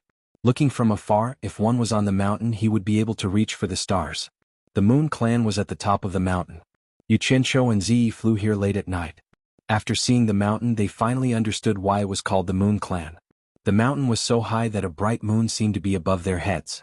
They could see it when they looked up. Looking at the entire Moon Clan from the top of the mountain, there were all kinds of buildings covering the entire mountain. Under the bright moonlight, as soon as the two approached, they heard Hua Rui's voice from the top of the mountain. Are you Qianqiu and Ziyi here? She had obviously been waiting for a long time. Senior Hua, it is indeed the two of us. After Yu Qianqiu replied, the two of them descended. Hua Rui walked over and nodded with a smile. I thought you were going to stay on Fuxian Island for a few more days. It's good that you're here. Please follow me to see the clan leader. Yu Qianqiu was stunned. Everyone in the cultivation world knew that Qianghua Fairy wouldn't come out to meet people easily. Now that the two of them had just arrived, they were being led to see her. This was really a big deal. However, it seemed that the main target was Ziyi. Did the Moon Clan already know Ziyi's master's identity? The moonlight was like water and the Moon Clan was high up in the sky. It looked a bit like the Moon Palace. With a stomach full of questions, Yu Qianqiu followed Hua Rui with Ziyi. They didn't go to the quiet and huge main hall of the Moon Clan. Instead, they went to a pavilion in the distance under the moonlight. From afar, they could vaguely see a woman standing in the pavilion. When they got closer, they couldn't see the woman because the angle was different. There was a board hanging on the pavilion. On it were 3 beautiful words, Silver Moon Pavilion. Obviously, it was also written by a woman. Hua Rui led the two of them up the pavilion, and they immediately saw a woman leaning against the railing. Her white robes were like frost, and her hair was coiled up into a bun. She was immersed in the mercury-like moonlight, graceful and lonely, and her back seemed rather desolate. Yu Qianqiu muttered to himself. Is this the famous Qianghua Fairy of the Moon Clan? It was said that the Moon Clan was different from other clans. Every generation, the top cultivator of the clan would be the Moon Clan's leader. Is this woman the top cultivator of the Moon Clan? Leader Yu Qianqiu and Ziyi are here, Hua Rui said. Without a doubt, it was the leader of the Moon Clan. Yu Qianqiu hurriedly bowed and said, Yu Qianqiu greets you, senior. Ziyi still stood there without moving. She didn't care about the leader or leader. The woman nodded. After hesitating for a long time, she slowly turned around. She didn't say anything and stared at Ziyi in a daze. With this look, it was hard for her to move her eyes away. Yu Qianqiu looked up. After seeing the woman's face, his eyes brightened. He couldn't stop clicking his tongue. It was said that the beauty of the Moon Clan's Qianghua Fairy was unparalleled in the world. This was not an exaggeration. She was even comparable to Bai Suzhen. But why did it feel like he had seen her somewhere before? No one spoke in the attic. Yu Qianqiu was also thinking hard. He just couldn't remember where he had seen her before. Anyway, she looked very familiar. Seeing that she kept staring at Ziyi, Yu Qianqiu subconsciously glanced at Ziyi. Then his eyes widened and his head swung back and forth between Ziyi and the Qianghua Fairy. Damn. No wonder she looked so familiar. If it wasn't for the fact that she looked like Nongzhu, she would be a replica of the Qianghua Fairy. Especially her mouth and nose. They were obviously made from the same mold. Yu Qincho's eyes were rolling around. Ziyi also felt that she had seen the Qianghua fairy somewhere before, but she couldn't remember. Thus, the silence in the attic was broken by her. Ziyi asked, "You are the leader of the Moon Clan?" "Yes." The Qianghua fairy nodded excitedly. As soon as she spoke, Yu Qincho sighed inwardly. It was one thing for her to be so beautiful, but even her voice was so pleasant to the ears. No wonder she did not meet people easily. Just think about it, how could a normal man have such a calm disposition? Ziyi pointed at Huarui and said, "She said that as long as I come, she will give me 20 million top-grade spiritual stones. Give me the money first." She still maintained her straightforward style of speaking. Hearing this, Yu Qincho just stood aside obediently and didn't look anywhere. It was as if he was telling others that what she said had nothing to do with him. "Are you usually short of money?" The Qianghua fairy's pleasant voice was heard.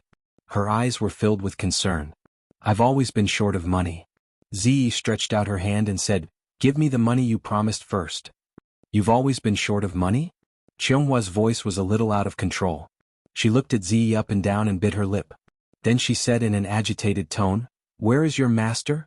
Has your master never given you any spiritual stones?" "No." Ziyi shook her head and said, "Give me the money first. If you go back on your words, who will I ask for the money from? We can talk about it after you give me the money."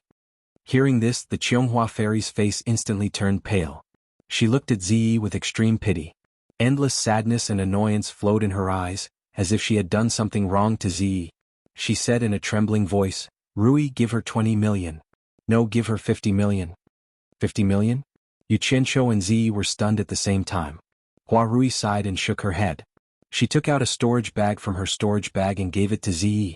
Ziyi took it and couldn't wait to use her spiritual consciousness to check it. After that, she stared at the Qianghua fairy and said, "You gave me more than you wanted. I didn't force you. Don't go back on your words." I won't. Just take it. If you don't have enough, come to the Moon Clan to find me."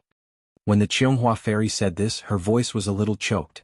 Yu Qincho secretly glanced at her and found that there were tears in her eyes. This confirmed his suspicion. There must be something going on. There must be something going on. Ziyi also seemed to realize that she had taken too much money. She said a little embarrassedly, "Since you gave me so much money, you can ask whatever you want. I'll tell you everything I can, but I definitely won't tell you what I can't say." The Qianghua fairy nodded repeatedly. She turned around and wiped away the tears in her eyes.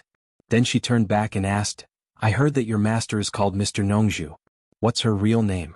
Is it Xiaoyao?" Chapter 382. Ziyi held the storage bag and shook her head. "My master's name is Nongzhu, not Xiaoyao. Is there anyone called Xiaoyao among your master's friends? Or have you ever heard of a person called Xiaoyao from your master?" Jade Flower Fairy asked. "No." Ziyi thought for a while and said, "When and where did your master accept you as a disciple?" Jade Flower Fairy asked again. "I don't know." Ziyi shook her head and said, "I've been with my master for as long as I can remember. He didn't tell me when and where he accepted me." "Where does your master live? Can you take me to have a look?" "I can't tell you that, nor can I take you there. Not everyone can go there." Ziyi refused. Hearing this, Jade Flower Fairy was disappointed and became silent. Yu Qincho didn't say a word. His eyes sneaked glances at this and then at that. There was a scene in his mind. The old handsome guy changed his name to Xiao Yao. Back then, when he was playing around outside, he picked up a beautiful woman and got her pregnant. After the beautiful woman gave birth to a child, she suddenly realized that the child and the man were gone. She searched for them for a long time but still couldn't find them. In fact, the old handsome man secretly took the child away. In order to avoid trouble, the old handsome man told the child that he was her master. When the child grew up, she also thought that he was her master. In fact, they were father and daughter. Interesting. Only a handsome man like Nongzhu could get such a beautiful woman so easily. Only a beautiful woman like Qianghua could attract a handsome man like Nongzhu easily. It seemed that Nongzhu was too much of a playboy. She gave birth to a child for him, but he ran away. It was too wicked. Yu Qincho smiled. The more he thought about it, the more he felt that it was true. "Is there a red crescent birthmark on the inside of your left arm?" Jade Flower Fairy suddenly asked. Ziyi subconsciously looked at her arm and asked curiously, How did you know I have a birthmark on my arm?" Qianghua Fairy became excited and took a step forward. However, Huarui stopped her and shook her head slightly. She pointed at Yu Qianqiu and said, "Master, this is Yu Qianqiu." Here. Listening to their conversation, Yu Qianqiu is 100% sure that Ziyi is the daughter of Jasper Flower Fairy. He is secretly happy, thinking that he has something on Nongzhu. Ziyi suddenly shoves the storage bag into his hand. Yu Qianqiu was stunned. Seeing that everyone was looking at him, he sheepishly stuffed the storage bag into his own storage bag. The Jade Flower Fairy immediately asked, "Ziyi, why did you give him the money?" Before Ziyi can speak, Yu Qianqiu hurriedly said, "I keep it for her. She can use it whenever she wants." Although Ziyi didn't understand why he said that, she believed that there must be a reason, so she nodded. Qianghua Fairy, who has been in a superior position for a long time, is naturally not easy to fool. The sadness on her face turned into indifference in an instant. She stared at Yu Qianqiu and asked, "Are you Yu Qianqiu who betrayed the sect twice? Why is Ziyi with you?" As a supreme master, she naturally hates people like this the most. And Yu Qianqiu also hates it when people talk about him like this. But for the sake of such a beautiful woman and Ziyi's mother, he didn't care about it. He thought for a while and sighed, "Ziyi, you heard it. Why don't you go back? I don't have a good reputation. If you follow me, you will be implicated sooner or later. You go back first and I will explain to your master later." "I won't go back." Hearing that, Ziyi immediately glared at him. She hasn't finished the task that Senior Bai asked her to do. How can she go back now?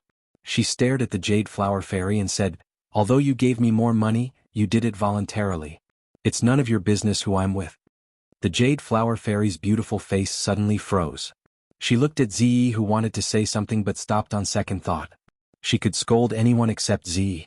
Finally, she stared at Yu Qianqiu and asked, "Do you know Ziyi's master?" Yu Qianqiu said with a wry smile, "I don't just know her. Ziyi's master asked me to bring her out. I don't want to. But her master's cultivation is too high. I can't do anything about it." Anyone who heard that they were not welcome would be unhappy, and Ziyi was no exception. Her pretty face was almost frozen. She stared at Yu Qianqiu coldly. Yu Qianqiu shrank his head. It seemed that he was completely afraid of this woman. It seemed that only now did he look like he was taking care of her money. The Jade Flower Fairy and Hua Rui were both stunned. They didn't expect that the audacious Yu Qianqiu would be so afraid of Ziyi, and they didn't expect that Ziyi would be so tough. The Jade Flower Fairy looked at Yu Qianqiu in a more relaxed way. She asked, "Do you know where Ziyi's master lives?" "Yes. We came out from her master's place this time." Before Yu Qianqiu finished his words, Ziyi shouted, "Yu Qianqiu, if you dare to tell others where my master and I live, don't blame me for being rude to you." "I won't tell you." Yu Qianqiu smiled awkwardly. Ziyi turned her head and warned the Jade Flower Fairy, "I don't care what kind of master you are, but there are some things you'd better not know." The Jade Flower Fairy was stunned again. She looked at Yu Qianqiu again and felt that he had been wronged. She even thought of a possibility. In this saber drawing competition, people said that Yu Qianqiu wanted to collect money. However, she had never heard that Yu Qianqiu was a greedy person. This time he even took out such a treasure. Could it be that he was forced by Ziyi? If that was the case, then Yu Qianqiu had indeed been wronged. Yu Qianqiu said to her with a bitter smile, "We've been here. If there's nothing else, we'll leave now." They had come here to get the money. Now, not only did they get the money, but they also had an extra 30 million yuan. Moreover, they knew a secret. Why not leave? Wait. The Jade Flower Fairy's voice was much gentler. Looking at the two of them, she frowned slightly and said, "It's too dangerous for you two to walk around the cultivation world alone. Why don't you join the Cultivation World Alliance? At least most cultivators won't do anything to you under the current circumstances." "Will the Cultivation Alliance accept us?" Yu Qianqiu asked. He kinda wanted to join. Even if he didn't put in any effort, at least they could share information. That way, it would be more convenient for him to do many things. The Jade Flower Fairy's eyes paused on the two of them. The Cultivation Alliance might not accept them. One had a bad reputation and violated the taboo of the cultivation world, and the other had an unknown background. After thinking for a while, she made up her mind and said, "I'll be your guarantor. The Cultivation Alliance should accept you. Why don't you stay here for the time being? I'll let you know when it's done." The Moon Clan wanted a man to stay overnight? Yu Qianqiu was stunned. He hesitated and decided not to be the first. He shook his head and said, "Thank you for your help, Senior. We still have to go to the 10,000 demons. We'll leave now." As soon as he finished speaking, Purple Dress flew away with a whoosh. Obviously, Purple Dress didn't have a good impression of the Moon Clan leader. Yu Qianqiu smiled helplessly at the Jade Flower Fairy. His long sword popped out and he chased after Purple Dress quickly. The Jade Flower Fairy hurried to the railing and looked longingly at the two figures disappearing into the depths of the stars. Hua Rui walked over and said softly, "Sister, are you sure it's her? Who else could it be? Her eyes are so similar to that heartless man. And the crescent-shaped birthmark on her hand." The Jade Flower Fairy's eyes were already misty with tears. "When I first saw her I thought she looked like you. That feeling was very strong. I didn't expect it to be her." Hua Rui sighed. Suddenly she turned around and asked, "Sister, do you suspect that her master is brother-in-law?" The Jade Flower Fairy shook her head and said in confusion, "I'm not sure. Back then Xiaoyao was an ordinary man who wandered around. I was fascinated by him and was attracted by him. After so many years, I always thought that the father and daughter had already passed away. Now that I see Ziyi, I suddenly realized that the name Xiaoyao is not like the name of an ordinary person. How can an ordinary person be as free and unfettered as he is?" Mr. Nongzhu. Didn't Xiaoyao always play with a purple-black bamboo flute in his hand? When I first saw brother-in-law, I knew he was not an ordinary man. But I couldn't tell that he was also a cultivator. I didn't expect. Hua Rui smiled bitterly and said, "I didn't expect him to be a hidden master." Sister, you didn't see what happened. The 7 cultivators in the last phase of the nature's test were all scared when they heard his name. You can imagine how powerful brother-in-law's cultivation is. It's funny that we didn't see it at all after spending so much time with him. He hid it from me so well. The Jade Flower Fairy was about to cry. "Sister, why did brother-in-law secretly take Purple Dress away? Didn't he have a reason? I don't think brother-in-law is an unreasonable person." Hua Rui asked in confusion. "After Purple Dress was born, I saw that she had the spiritual root of cultivation, so I told Xiaoyao about my identity as a cultivator. Xiaoyao didn't seem to care at all. I should have noticed it at that time. How could a mortal be so indifferent after knowing our existence?" The Jade Flower Fairy smiled bitterly and said, "Then I told him that mortals have a short lifespan. I wanted to bring Purple Dress back to the Moon Clan to cultivate. Who knew that he would strongly oppose it? We even had a fight about it. The next day he disappeared with his daughter." Hua Rui was silent for a while and said, "In that case, the reason makes sense. Brother-in-law is a hidden master, so he might not be interested in a sect like the Moon Clan. Brother-in-law might want to teach Purple Dress personally. Otherwise, how could she have reached the last phase of the nature's test at her age? At least with our Moon Clan's ability, we can't do that. In that case, why did he hide it from me? If he let me know his identity, I would have let Purple Dress go with him. Then we wouldn't have lost contact for so many years." The Jade Flower Fairy smiled miserably and said, "I think he's just like his name. He's used to being free and unfettered. After being with me for a long time, he thinks I'm annoying." "What master? Could it be a master in the soul formation stage?" "It's not impossible. Otherwise, he wouldn't have been able to scare the 7 cultivators in the last phase of the nature's test." Hua Rui reminded, "Sister, do you remember the mysterious master who appeared during the trial in the demon realm? The few masters and elders of the Fuxian Island were all injured. Didn't you say that the mysterious master could be a soul formation cultivator? If there really is a soul formation cultivator in this world, why can't brother-in-law be one?" "The mysterious Mr. Nongzhu." The Jade Flower Fairy smiled miserably and said, "Xiaoyao is a soul formation cultivator. Is it really possible? Why did he hide it from me?" Chapter 383. The night sky was bright, and the man and woman flying in the sky were the first to bear the sunlight. Yu Qianqiu looked at Ziyi from time to time with a weird smile on his face. This girl's mother was really generous. She was much more generous than Nongzhu. Nongzhu? Xiaoyao? He always walking among flowers without leaving his real name, tut tut. This old handsome man was really a master of picking flowers. If you dare to touch me again, I will bring Jasper Flower Fairy to your purple bamboo forest in the South Sea one day and see what will happen." Yu Qianqiu smiled even more happily when he thought about how he would be able to teach that shrewd Nongzhu a lesson. He actually faintly looked forward to this day. In the purple bamboo forest in the South Sea, Nongzhu of the Langshen courtyard was kneeling beside the tea table in the room. Suddenly she felt her nose itch. She touched her nose and asked curiously, "Is someone plotting against me? Why do I feel like sneezing?" She shook her head and placed 2 cups made of purple bamboo. She lifted the teapot that was boiling on the stove and filled the 2 cups with fragrant tea. She put the teapot aside and pushed a cup of tea to Bai Changchun with 2 slender fingers. Nongju looked at Bai Changchun, who was sitting cross-legged, and said angrily, "Why did you come to me again?" Bai Changchun, who had always been serious, smiled lightly and said, "When I heard that the purple bamboos here are blooming, I missed the time when we first met. You treated me with this purple bamboo-scented tea. It still lingers on my tongue and I can't stop thinking about it. It's really a rare fragrant tea. After so many years, how can I not come when the purple bamboos are blooming again?" From the tone of their conversation, it could be heard that they had a close relationship. No one had ever seen Bai Changchun talk to someone in this tone. "Old Bai, now that you mention it, I remember that when you came here for the first time, the purple bamboos were blooming the next day. After the flowers withered, a large number of purple bamboos died. Some time ago, after Yu Qianqiu came, the purple bamboo forest blossomed again the next day. Are you too the nemesis of my purple bamboo forest? If not, it's too much of a coincidence." Nongju said doubtfully. "Dead again?" Bai Changchun was startled as he held the teacup in his hand. Nongju shook her head painfully and said, "Once a bamboo blooms, it's a sign of withering. Hundreds of purple bamboos. It's gone again. 100 or so bamboos to the purple bamboo forest is just a drop in the bucket." Bai Changchun said indifferently, and began to slowly taste the fragrant tea. Nongju was so angry that she raised her eyebrows and glared at him. She shouted, "I won't let you drink this tea."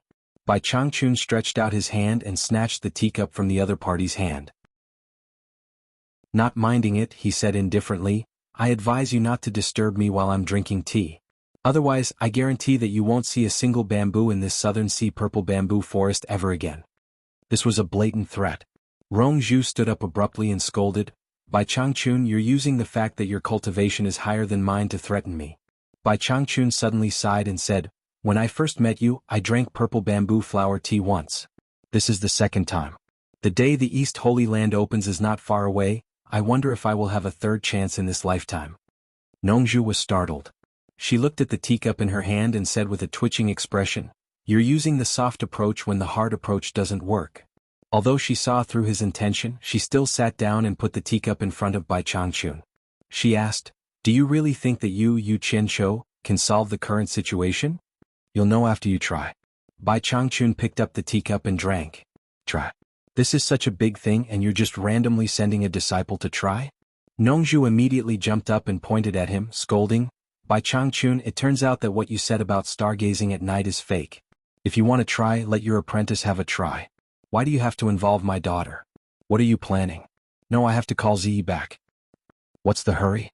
Bai Changchun said indifferently, "Ziyi should go out and take a walk. Look at her, she has been with you for so many years. Other than her cultivation improving, what do you think she has learned from you? She knows nothing. Maybe she can learn a lot from Yu Qianqiu. At least there's no danger." Nongju said loudly, "I can let her live a carefree life, a life that everyone dreams of. This is not Ziyi's dream. This is your dream. What's the difference between a pig and a life without joy, anger, sorrow, and joy?" Bai Changchun looked at Nongju and sneered, "Don't use your selfishness as an excuse to protect your daughter. You just don't want your daughter to leave you. An eagle will spread its wings one day. If you follow an eagle, you will starve to death sooner or later. A cultivator at the final stage of the nature's test doesn't know what the world is like. You're really a good father." "I'm selfish." Nongju's face changed. After a moment of silence, she shook her head and said, "No, it's too dangerous to follow Yu Qianqiu. You don't know your disciple's character. He is born to cause trouble. He is called the scum of the cultivation world. I don't expect Ziyi to learn anything from him. Ziyi is not a little girl anymore. It's too late for you to teach her something now. Let her follow Yu Qianqiu. Maybe the way of educating the scum of the cultivation world is more appropriate than that of a father like you." Bai Changchun took a sip of tea, stared at Nongju and shook his head. "Don't worry. Let Ziyi face it bravely. You often travel in the secular world. You should know that more hardships are not entirely a bad thing. At least I believe that Yu Qianqiu will have a way to protect your daughter when she is really in danger." "Old man Bai, be honest. Am I really as bad as you said?" Nongju asked with a pale face. "You're too good. You heard Ziyi." Bai Changchun suddenly sighed. "When I left the Bai family, I was worried about what would happen to my family without my protection. Later, although there were many hardships, I didn't intervene. As a result, they got to where they are now step by step, better than I imagined. Nongju, do you really want to take care of Ziyi for the rest of her life?" Nongju didn't say anything. He turned around and walked out slowly, feeling lonely. Bai Changchun watched his figure disappear into the depths of the bamboo forest. He picked up his tea and continued to drink as if nothing had happened. On the beach, a melodious flute sounded. Nongzhu held the flute horizontally to his mouth. Facing the sea breeze, his 10 slender fingers moved up and down. The music he played was as lonely as his mood, with a touch of sadness. The waves gently surged in front of his feet. Before long, a flock of seagulls fluttered their wings and landed around him as if they were also listening. At this moment, a dozen water columns suddenly sprayed out of the sea. Then, a dozen huge fishtails swung out of the sea, making waves and disappeared. Wah wah. A dozen humpback whales jumped out of the sea, turned around and smashed into the sea. The waves danced and a dozen of their backs came out of the sea. They swam toward Nongzhu together as if they had heard the call of Nongzhu's flute. Nongzhu kept playing the flute and walked slowly to the sea. He stepped on the waves as if he was taking a leisurely stroll. After walking dozens of meters on the sea, the leading whale in front of him left the group, swam directly into the water and gently lifted Nongzhu up. Nongzhu stood on the back of a whale while playing the sad song. Accompanied by a group of whales, he kept walking toward the deep sea. The sound of the flute penetrated the sea and spread around. 3 old men were flying fast in the sky. The leading one was the white-robed old man on the snow mountain. The other 2 must have high cultivation to be able to keep up with his flying speed. After a while, the island where the South Sea purple bamboo forest was located was in the sight of the 3. When they were approaching and about to land, they suddenly heard the melodious flute coming from the distant sea. They looked at each other and the white-robed old man said, "It's Nongzhu's flute. Nongzhu is not on the island. Let's go." The 3 quickly flew over the purple bamboo forest. Bai Changchun, who was in the house below, paused for a moment with a teacup in his hand. The sky was blue and the sea was wide. Riding a whale in the sea, Nongzhu seemed to have figured something out. The sound of the flute gradually became clearer. The accompanying humpback whales also became cheerful and jumped out of the sea from time to time. Suddenly, 3 sharp whistles came from the sky, followed by 3 huge chi forces falling from the sky. More than a dozen whales became a little restless. Nongzhu stopped playing the flute and saw the 3 elders slowly descending from the sky. They floated about 3 or 4 meters above the sea surface and surrounded him in the middle. "Nongzhu, you're really living a leisurely life." The white-robed old man snorted. Nongzhu held the flute in her hand and gently tapped it in her palm. She said in surprise, "Bing Qingzi." She then looked at the gray-robed old man on the left and the black-robed old man on the right. She frowned and said, "Hu Changshou Yin Baikang, the 3 of you are experts at the late transforming realm. Are you looking for me?" The white-robed Bing Qingzi shouted, "Nongzhu, don't play dumb. You once said that you wouldn't interfere in the affairs of the cultivation world. Why did you break your promise?" Nongzhu frowned and gently waved the flute in her hand. The whales all sank to the bottom of the sea. He stepped on the waves and sneered, "When did I break my promise to interfere in the affairs of the cultivation world? Bing Qingzi, don't think that you can talk nonsense just because your cultivation is high. Do you think I'm afraid of you?" He looked at the other 2 and said, "Are the 2 of you here to cause trouble for me?" The black-robed Yin Baikang laughed and said, "Brother Nongzhu, don't misunderstand. Brother Changshou and I were invited here to testify." "Testify? What kind of testimony?" Nongzhu asked as she looked at the position of the 3. They were obviously afraid that she would run away, so they surrounded her. "Your disciple Zi was sent to the cultivation world of China by you. How dare you say that you didn't interfere?" Bing Qingzi shouted. Nongzhu snorted and said, "That's right. My disciple Zi did go to the cultivation world of China. So what? Does the cultivation world of China belong to your family and others can't go there? Don't be anxious." Yin Baikang pressed his hands against the 2 of them and said to Nongzhu with a smile, "Brother Nongzhu, it's like this. Your disciple Zi is now together with someone called Yu Qianqiu. A few days ago, one of Bing Qingzi's disciples died in the hands of Yu Qianqiu. Bing Qingzi's other disciples did not take revenge because of your disciple Zi. We only want to know whether your disciple Zi has already been involved in the affairs of the cultivation world of China. Regardless of whether she has or not, we should take the opportunity to clarify things now. Brother Nongzhu, we advise you to bring Zi back to the South Ocean to prevent any misunderstandings. As for the past, we can let bygones be bygones for your sake. What do you think?" Nongzhu was slightly stunned. "That fellow Yu Qianqiu has already taken action? Could it be that you're ignoring my words?" It seems that Bing Qingzi's disciples are all at the end of the tribulation transcendence. How could they be killed by him? This fellow is really a genius. Nongzhu looked at the three of them and pondered over this matter. Suddenly, she realized that Bai Changchun had appeared above their heads and was staring coldly down with his hands behind his back. Why did you guys come today? Why did you guys come today? What a coincidence. Nongzhu touched her forehead with her hand and shook her head with a bitter smile. It's fine if it's me, but these three experts at the end of the soul transformation realm didn't even notice that there's someone above them. The title of the world's #1 expert is really not just for show. Hu Changshou, who had been silent all this while, had an arrogant look on his face as he said aggressively, "What? Do the three of us have to pick an auspicious day to look for you? How would I dare?" Nongzhu waved her hand with a sarcastic expression. Pointing upwards, she shook her head and said, "Good luck to you guys." The three of them weren't afraid of him playing any tricks, so they raised their heads and looked up. But with just this glance, their expressions changed greatly, and they were almost scared out of their wits. Dressed in a light green robe, with a thin face and an icy gaze, he was staring at them indifferently, as if he was looking at a few ants. If it wasn't Bai Changchun, that killing god, who else could it be? The three of them immediately teleported dozens of meters away and stood in a row. The arrogance on Hu Changshou's face disappeared instantly. He pointed at Bai Changchun and asked, "Bai Changchun, what do you mean by standing above us?" The remaining meaning of his words was self-evident. "Do you want to sneak attack us?" Bai Changchun was indeed very conceited. He didn't even look at them. With his hands behind his back, he looked into the distant sky and said calmly, "What do you want?" The meaning of these words was clearly telling them, "Whatever meaning you want, I'll give it to you." Hu Changshou smacked his lips and didn't dare to say anything. Bing Qingzi said in a low voice, "Bai Changchun, this is a private matter between us and Nongzhu. You don't need to intervene." "Did I say that I want to intervene?" Bai Changchun said indifferently. He withdrew his gaze from the sky and looked at Bing Qingzi. He asked again, "Do you really want me to intervene?" Bing Qingzi's face stiffened. He didn't know what to say after hearing Chu Yang's words. The key was that this guy was too strong. The three of them weren't his match at all. If they said anything that made him unhappy, he would definitely take action immediately. Once he took action, he had never seen anyone survive under his hands. Talking to such a person was very stressful. "It's a misunderstanding. It's all a misunderstanding. Let's not talk too much."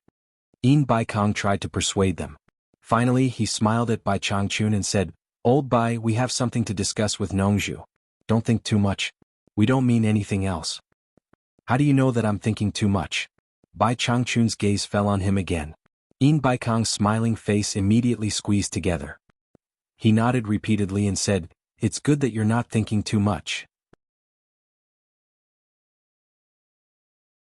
Chapter 384. The conversation in front of her made Nongzhu slightly sigh in her heart. Just now, the three of them were using both carrot and stick to force her. But when they met Bai Changchun, even if Bai Changchun was aggressive, the three of them had to suppress their anger. This was the prestige of the world's #1 master. The three were experts at the late spirit severing stage, rare top cultivators in the world.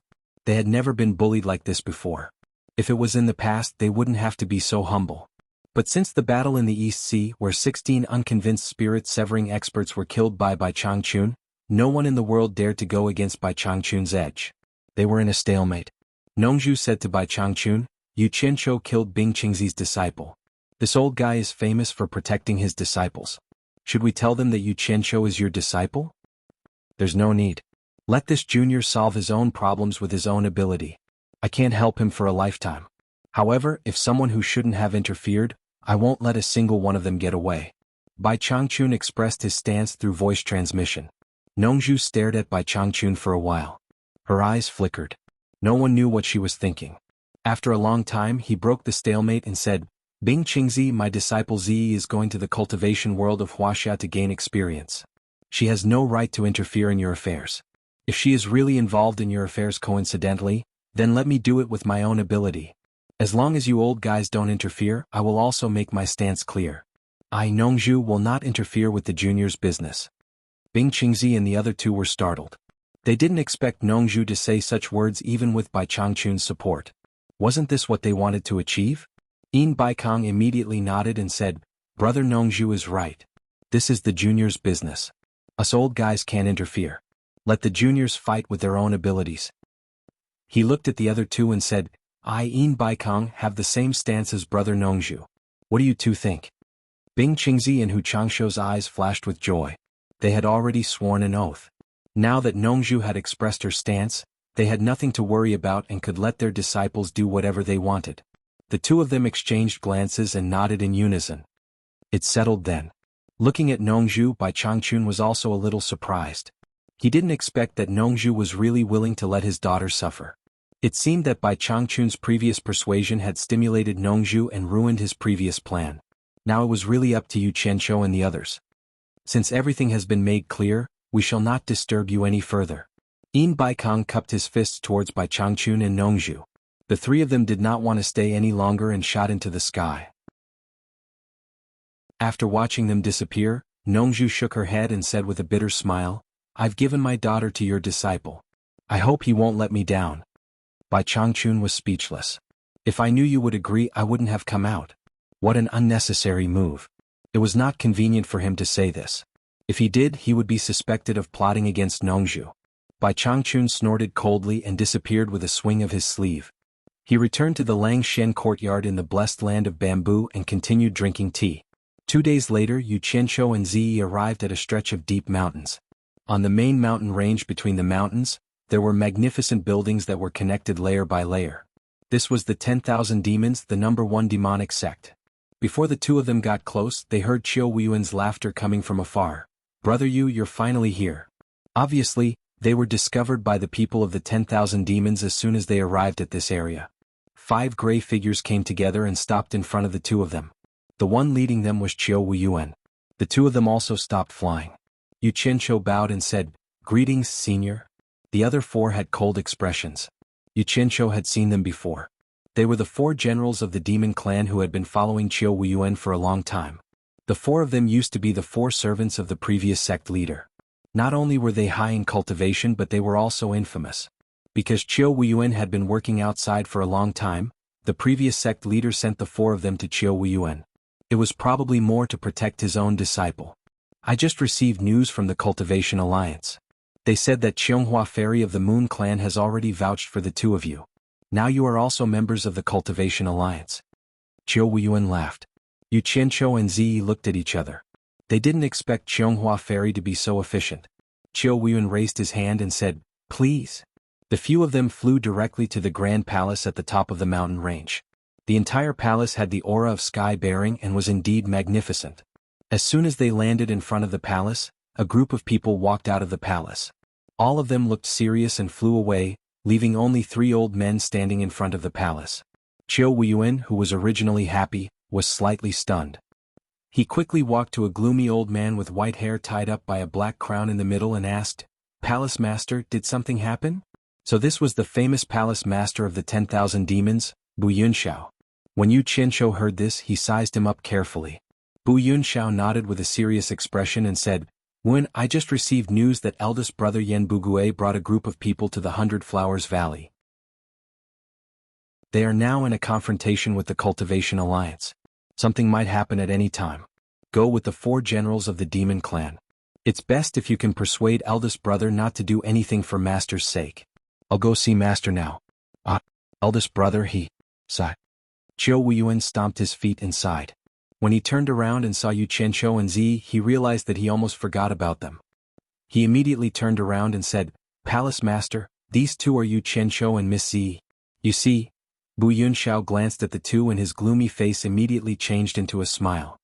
He cupped his hands and said, I happen to have something to do. Sorry for the delay.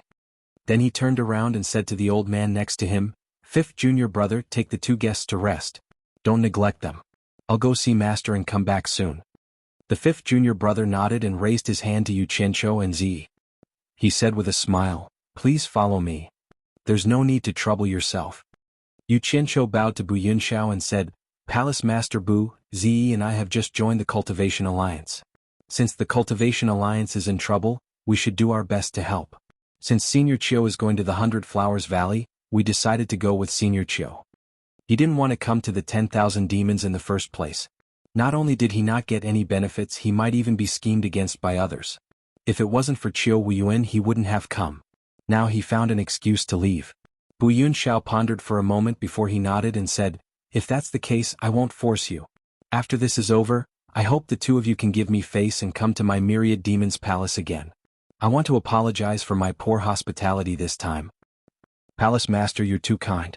Yu Qianqiu cupped his hands and said. At the side, Qiu Wuyuan seemed to be getting impatient. He waved his hand and yelled, "Let's go." He and the 4 generals of the Mo family shot into the sky first. Yu Qianqiu also jumped onto his flying sword and chased after them with Zi. "Yu Qianqiu." Bu Yunxiao stared at the figures flying away and mumbled a few words. Then he shot into the deep mountains. A few figures flew across the sky. Qiu Wuyuan and the other 4 gradually pulled away from Yu Qianqiu and Zi. From this, one could see the difference in cultivation between Yu Qianqiu and them. Of course, it wasn't that Zi couldn't fly faster. It was because she had been accompanying Yu Qianqiu the whole time. "Brother Yu, it's an emergency. I'll be going first." Qiu Wuyuan's voice came from the sky. Then the 5 in front sped up again. They immediately left the 2 behind further and further behind. "Damn it. If you want to leave, then leave. Why are you shouting so loudly? Are you trying to bully me because I can't fly fast?" Yu Qianqiu turned his head and looked at Zi. Luckily, Zi didn't care whether she was fast or slow. He slightly regretted that he didn't bring the whole flying instrument. Although it couldn't catch up to the speed of a tribulation-passing cultivator, it was at least faster than him. Moreover, with Zi controlling it, he could rest in peace. He had been flying around in the sky for the past few days and didn't really land. However, he immediately dismissed the idea. It seemed that Zi didn't know the way. It would be troublesome if she flew further and further away. Ever since Zi followed him, she would ask questions at the beginning. Now, no matter where they went, she would look around with her eyes wide open. It was as if she wanted to memorize the terrain of every place she passed. What a stupid idea. Yu Qianqiu found it funny and didn't say anything. The 2 of them flew at a moderate speed. Finally, they arrived at the 100 Flowers Valley before sunset. Yu Qianqiu took out the 100 Flowers Valley entry jade archive and brought Zi in. Then he made an entry jade archive for Zi at the city gate. Zi held it in her hand like it was a treasure and looked at it. Then she said to Yu Qianqiu, "Thank you." Yu Qianqiu was slightly stunned. Then he remembered that ever since he brought her out of the purple bamboo forest in the southern sea, this was the first time she had received something that belonged to her. Thinking about how this girl had helped him earn 50 million, Yu Qianqiu felt a little guilty. He decided that tonight he wouldn't care about anything else. He would be extravagant just for this girl. He couldn't let the horse run away without feeding it grass, could he? As soon as they arrived at the 100 Flowers Valley, many people immediately recognized Yu Qianqiu. Yu Qianqiu didn't care. He brought Zi straight to the best restaurant in the area, the 100 Flowers House. After entering, he knocked on the counter and said, "Give me the best private room with a view to the night view of the 100 Flowers Valley. Give me the best dishes and wine." The innkeeper was obviously a newcomer. He didn't know who Yu Qianqiu was.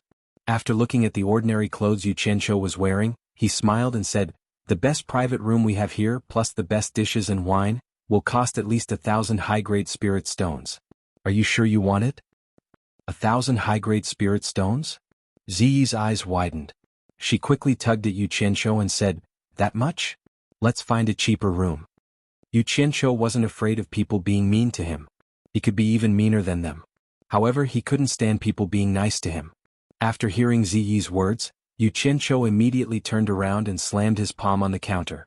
With a bang sound, he directly collapsed the counter. He shouted in a deep voice, "Are you afraid that I can't afford it?" Ziyi was stunned. She didn't know why he was so angry.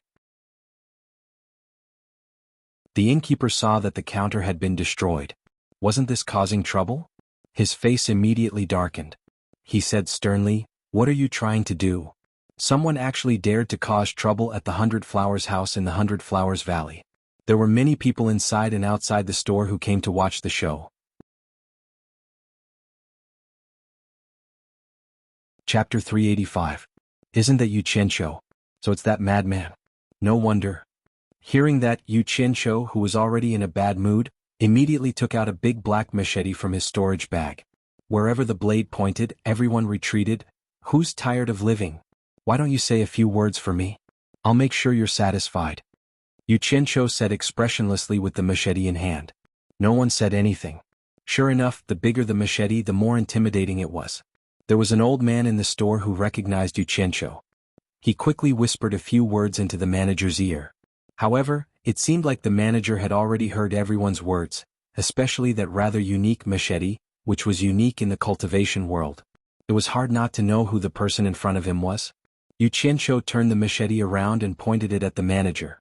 The manager's expression changed. He immediately smiled and said, "So it's Mr. Yu. It's a misunderstanding, a misunderstanding. If you have any orders, just tell me. As long as I can do it, I'll do my best." The manager had no choice but to admit defeat. This guy was famous for being a madman in the cultivation world. Was there anyone he didn't dare to hit? No. Was there anyone he didn't dare to kill? No. Even the dignified sect master Ong Kwangsung was killed by him, but he was still alive and kicking here. So what if he broke a counter? What was the point of a small manager's face? The blade of that big black machete was just a little bit away from pointing at the manager's head. Yu Qianqiu raised his eyebrows and said, "You're a snob. If you don't want me to tear down the 100 Flowers residence, hurry up and prepare a private room." Yu Qianqiu knew how to play this game. Some people weren't afraid of good people, but they were afraid of hooligans. Since his reputation wasn't good, he might as well be unreasonable. The onlookers at the side were convinced. This guy was an out-and-out madman.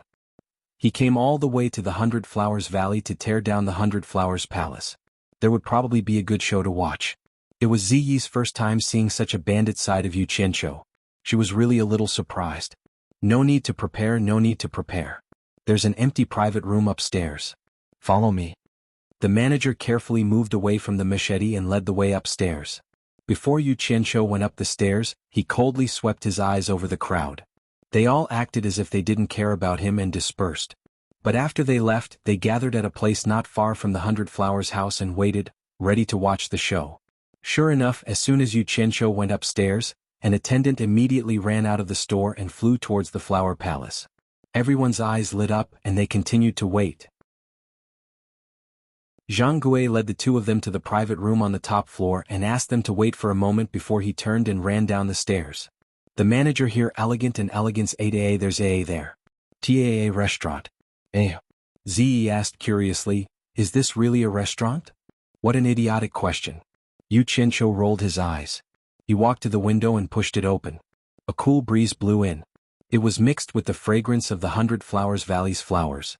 Ziyi also came after smelling the fragrance. The two of them stood at the window. The sun had just set. A patch of burning clouds dyed the sky red. The mountains were hazy under the twilight. Tired birds flew across the sky and returned to the forest. Downstairs was the market of the 100 Flowers Valley. Although it was already night, it was still bustling with activity. The commoners in the cultivation world lit up their fluorescent stones. They didn't want to give up the chance to earn spirit stones at night. All of this was new to Ziyi, who stayed in the South Sea purple bamboo forest for a long time. She couldn't get enough of it. She pointed at those people and asked, "What are they doing?" "They're making money like us, of course," Yu Qianqiu replied. "Can we make money like that?" Ziyi asked doubtfully. Then she nodded and said, "Then let's not leave here. We'll make money here first. It's a waste of time to run around all day. We don't know when we'll be able to complete Senior Bai's trust." Yu Qianqiu turned to look at her. It was the first time he found this one-track-minded girl so cute. He smiled and said, "They want to live a peaceful life. So they're making a small amount of money. But we're making a lot of money. If you follow me, you won't have to make these small amounts of money." Bai Hua Fairy and her daughter Yan Zixia of Bai Hua Palace were worried about Yan Bugui and his men. Although they were stopped by the people from the Cultivation Alliance, and Qiu Wuyuan and the others who came in time to persuade them to leave, Yan Bugui kept saying that he would come every day until the mother and daughter agreed to meet him. The mother and daughter were really tired. But before the first wave subsided, another wave arose. A disciple of Bai Hua Palace quickly came and reported, "Palace Master, someone from Bai Hua Palace reported that Yu Qianqiu just caused trouble at Bai Hua Palace. He even broke the counter. How should we deal with him?" "Yu Qianqiu?" Bai Hua Fairy was a little surprised and asked, "The one who held the blade drawing ceremony, Yu Qianqiu?" The disciple bowed and said, "It should be him. Someone reported that he even took out that blade to scare everyone. He's very shameless, so it can't be anyone else but him." The mother and daughter exchanged glances. Just a few days ago they received a message from Ma Jiugu, saying that if they ever run into any trouble in the future, they can look for Yu Qianqiu. Yu Qianqiu wouldn't shirk their responsibility and would have a way to solve it for them. The mother and daughter were still confused by this. Although Yu Qianqiu was quite famous in the cultivation world, what problem could he possibly help them solve? But Ma Jiugu wasn't one to speak carelessly. Now, before they even looked for him to solve their problem, he's already causing trouble. "I'll go take a look," Yan Zixia said. As she was about to leave, her mother called out, "Zixia, it's best if you don't go out. If you run into your father, you'll be in trouble again." Bai Hua Fairy waved her hand at the disciple and said, "Leave. Don't look into Yu Qianqiu's matter. All of his expenses at Bai Hua Palace will be free." The disciple was a bit surprised but still followed her words and left. Yan Zixia's eyes flickered as she looked outside the palace, not knowing what she was thinking. After enjoying the scenery for a while, Yu Qianqiu still didn't see any food being served. Just as he was feeling strange, he suddenly noticed that many people downstairs were looking at them as if they were watching a show.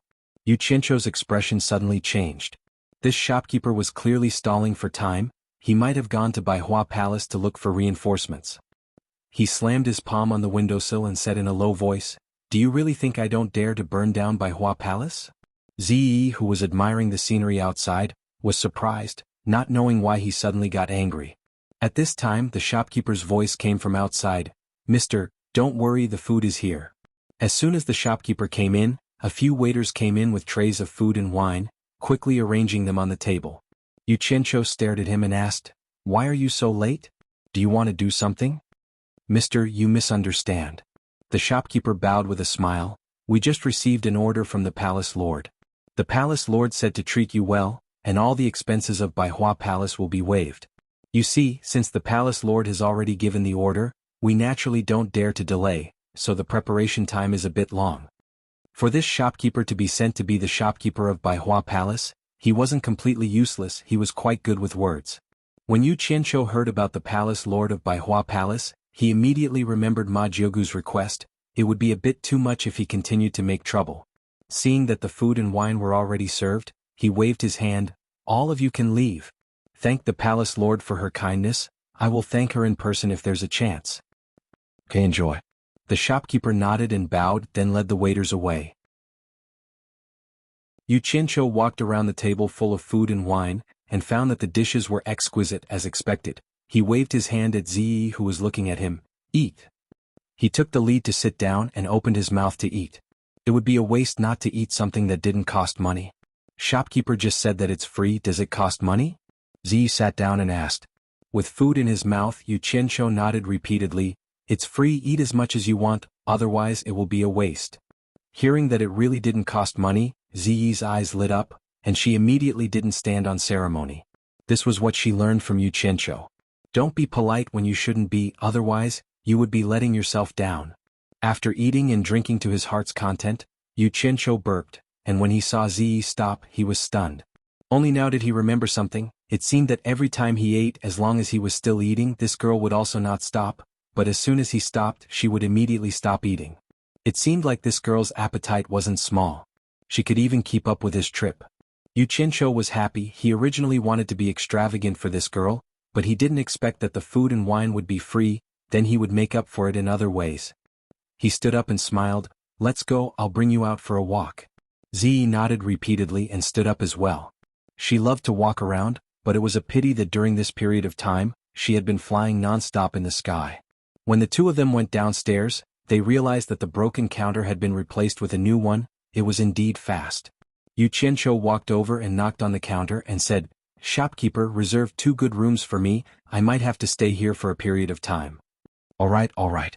The shopkeeper hurriedly agreed. This guy couldn't be provoked. Even the higher-ups didn't pursue the matter. What else could he say? After the two of them walked out of the 100-flower pavilion, the shopkeepers of the 4 noble clans, who had been waiting outside for a long time, immediately came over to greet them. Yu Qianqiu had a pleasant expression as he politely persuaded the 4 of them to return and continued strolling around with Ziyi. The people who were originally prepared to watch the show immediately dispersed in disappointment.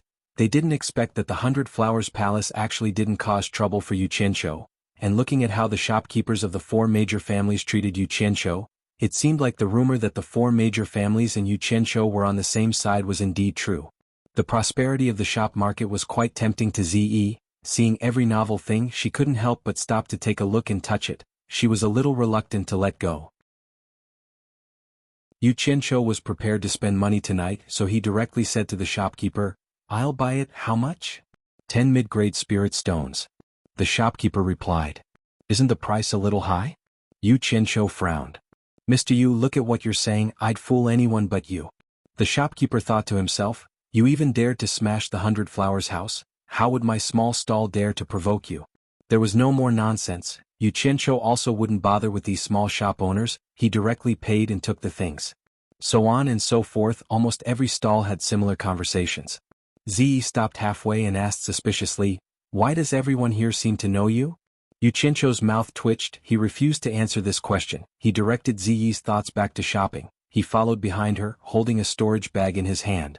As long as Ziyi stopped to look at or touch something, he could only do 3 things. Ask for the price, pay and pack the things. It seemed like women were born to be shopaholics, especially when there was a man who was willing to pay with money following them. After shopping at the stalls, the spirit stones were spent like flowing water. The things in the shops were much more expensive than the things in the stalls. Some of them easily cost hundreds, thousands or even tens of thousands of high-grade spirit stones. Ziyi didn't care whether she could use it or not, as long as she liked it, she would subconsciously nod at Yu Qianqiu. She didn't think about how much it cost, anyway someone was paying. Yu Qianqiu himself also couldn't remember how many types of things he sold, regardless of the size of the items. In any case, he bought almost everything in the stalls and shops. He even filled up 2 storage bags. It was already late at night, there was no more shopping. Ziyi just remembered that she seemed to have bought a lot of things. She looked at Yu Qianqiu embarrassedly and asked weakly, it seems like you spent a lot of money. So, isn't it a little too late to ask this now? Yu Qianqiu's gaze had already answered her question. Ziyi became even more embarrassed. She said embarrassedly, I really didn't mean it. And I know you didn't mean it. Yu Qianqiu handed over the 3 storage bags and smiled. Actually, I didn't buy much, I just filled up these 3 storage bags.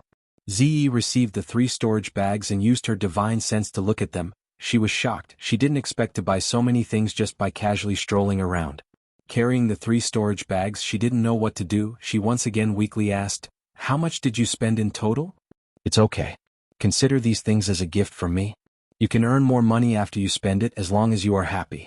Yu Qianqiu smiled.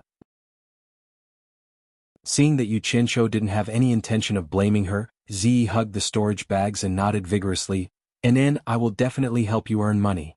She happily put away the 3 storage bags. Today could be said to be a happy day. These words made Yu Qianqiu happy. He liked to hear this the most. He felt that the money spent today was worth it. Just as he was about to bring Ziyi back to 100 Flowers house to rest, he suddenly saw an old acquaintance from supporting Immortal Island, Xionghui, walking towards him.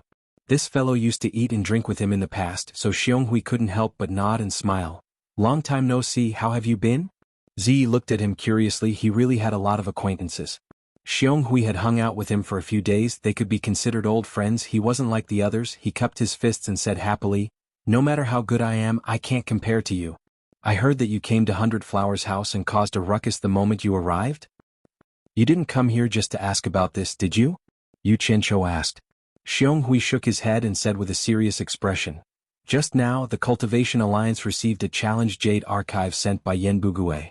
All the sects in the Cultivation Alliance have received the notice. Elder Quan asked us to inform the other individual cultivators who have already joined the Cultivation Alliance and are in the 100 Flowers Valley to meet at the Cultivation Alliance tomorrow to discuss this matter. I just heard that you are here. The leader of the Moon Clan has already vouched for you. You are now also a member of the Cultivation Alliance. Because we are familiar with each other, I specially came to find you to inform you of this matter. Yanbugue is challenging the Cultivation Alliance? Yu Qianqiu frowned and asked again to confirm, are you going to meet at the Cultivation Alliance tomorrow? Yes. Yeah. Brother Yu, I won't say any more. I still have to inform the others. We can talk about this later. Xionghui cupped his fists and left. What does challenging the Cultivation Alliance have to do with me? Yu Qianqiu muttered softly, turned his head and said to Ziyi, go back and rest.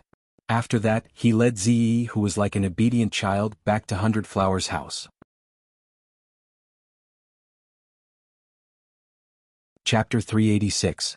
The next day the sun had already risen high in the sky, but Yu Qianqiu was still sleeping soundly on the bed. He had been flying non-stop for the past few days, and he was indeed a little tired.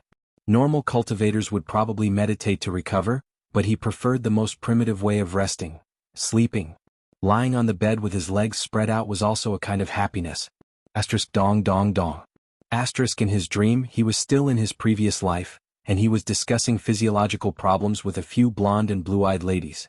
Unfortunately, he was awakened by a series of knocks on the door.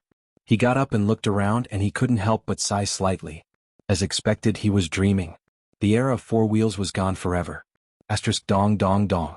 Asterisk the knocks on the door continued, and Yu Qianqiu immediately shouted, "Who is it? Who is it? Why are you knocking on the door so early in the morning? Don't you know that you're sleeping?"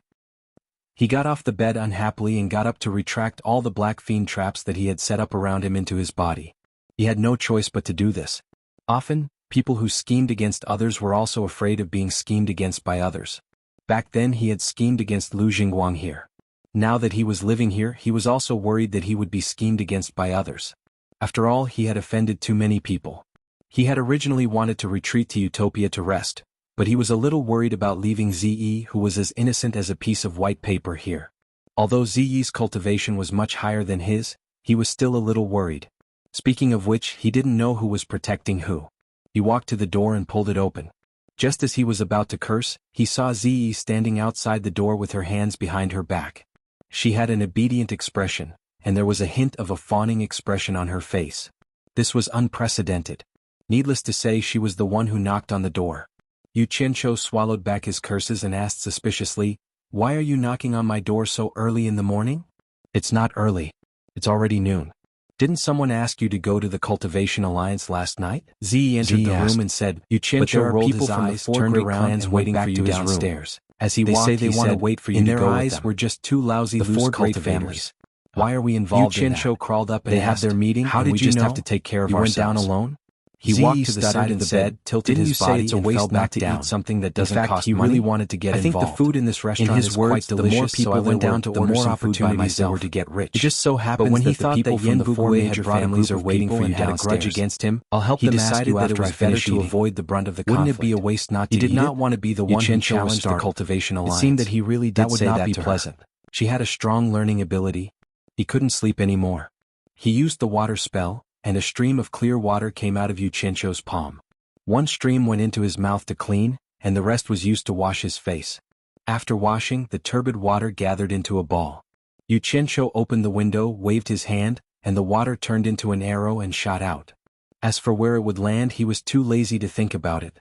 In the end, Ziyi was completely dumbfounded. There was no one downstairs. They were probably all at the Cultivation Alliance. The four great clans sent 8 people. The 4 elders were Bai Shan, Tan Huazong, Jing Xingping, and Wu Anfeng. The 4 of them were at the middle stage of tribulation passing. Except for the elder from the Wu clan who looked familiar, Yu Qianqiu did not know any of them. The remaining 4 people were old acquaintances. They were the first successors of the 4 great clans, Bai Zizong and the other 3. When the 8 of them saw Yu Qianqiu, they all bowed and said, "Mr. Yu. No need to be so polite, no need to be so polite." Yu Qianqiu smiled and waved his hand. He turned around and said to Ziyi, "Go, get me the food you had this morning." Ziyi didn't say anything and went straight to the counter to order. The shopkeeper smiled and nodded, but his smile seemed a little unnatural. "Brother Bai, you guys are here too?" As soon as Yu Qianqiu said this, Bai Zizong and the other 3 quickly said, "We don't dare." Now that the seniority between them was different from before, the 4 of them didn't dare to call him brother anymore. Moreover, there were 4 elders beside him. It wasn't the right time to talk about this in front of everyone. Yu Qianqiu looked at the 4 of them and asked, "What do you want from me?" The 4 elders looked at each other and nodded. Bai Shan, the elder of the Bai clan, stood up and replied, "After the 4 great clans received the Cultivation Alliance's notice, they sent us here overnight. We learned that Sir is in the 100 Flowers Valley and has joined the Cultivation Alliance. Before we left, the elders of the 4 great clans told us that if Sir needs any help, we should do our best to cooperate." Yu Qianqiu smiled noncommittally.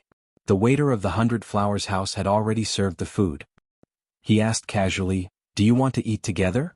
Seeing that they shook their heads, he didn't hold back and buried his head in the food. He didn't say anything and no one knew what he was thinking.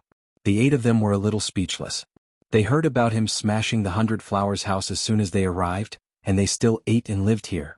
They didn't hear about the people of the 100 Flowers palace doing anything to him.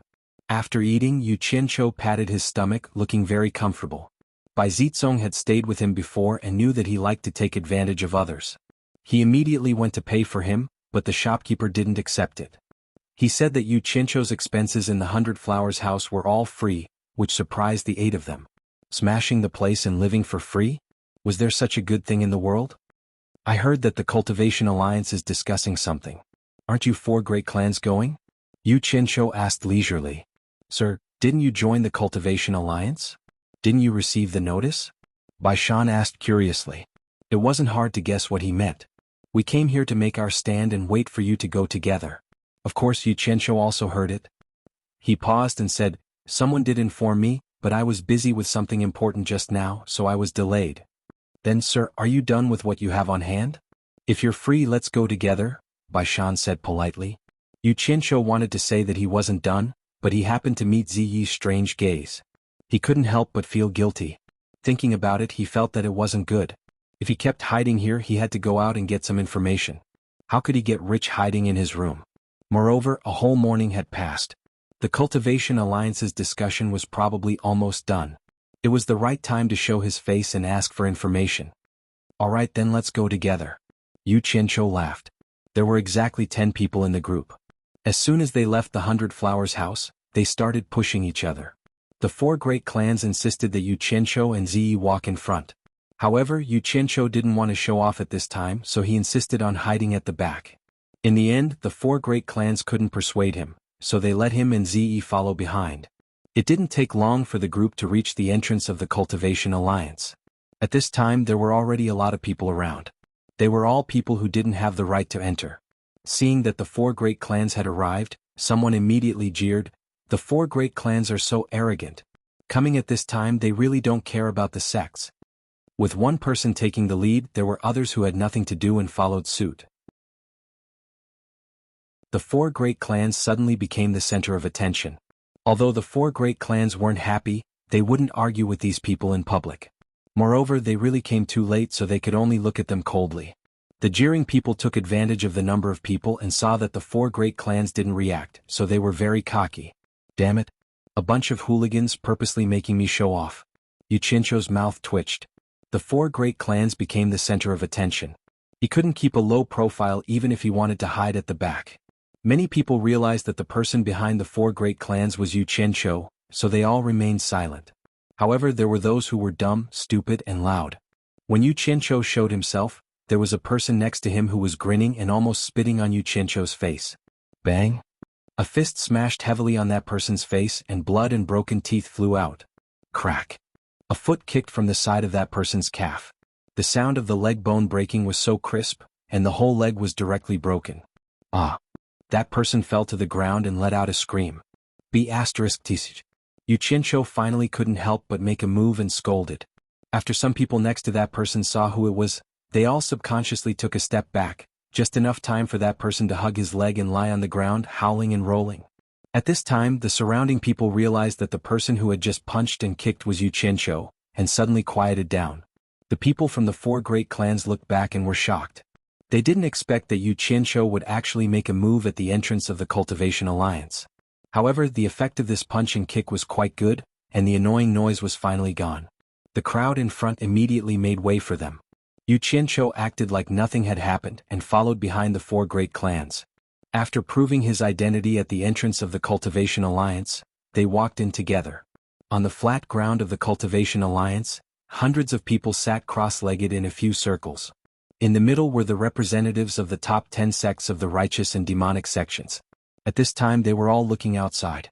Everyone first heard many people talking about the 4 great clans, and then heard the screams outside. They didn't know what was going on. All the sects were suspicious.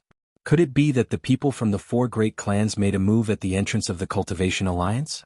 At this time the people from the 4 great clans walked in, and all the sects became more and more suspicious. What the hell are you screaming for? 2 of you go and see what exactly is going on. Qiu Weiyuan didn't know what was going on, and he shouted with a bad expression. 2 of the 10,000 demons immediately dashed out.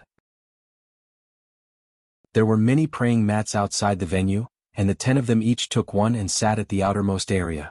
Although Yu Qianzhou wanted to be as low-key as possible, Ziyi's purple clothes were too eye-catching. Once everyone saw Ziyi, their eyes immediately searched for him. Qiu Weiyuan looked outside, and then looked at Yu Qianzhou with a face full of suspicion. At this time 2 disciples of the 10,000 demons came back and reported to him, Elder Chiu, a disciple of the Six-Path Demon sect, was beaten outside, but no one saw clearly who did it. The person who was beaten didn't see clearly either. The 2 of them were very depressed. The person who was beaten said that he was ambushed, and he didn't see clearly, but the others all stuttered and said that they didn't see clearly. Yu Qianqiu was even more stunned. There was such a good thing? A figure in the crowd jumped into the air and flipped out of the courtyard. After a while, that person came back in a flash and stood at the periphery, staring angrily at the people from the 4 great clans.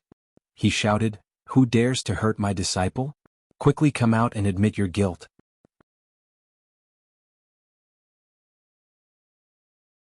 Chapter 387.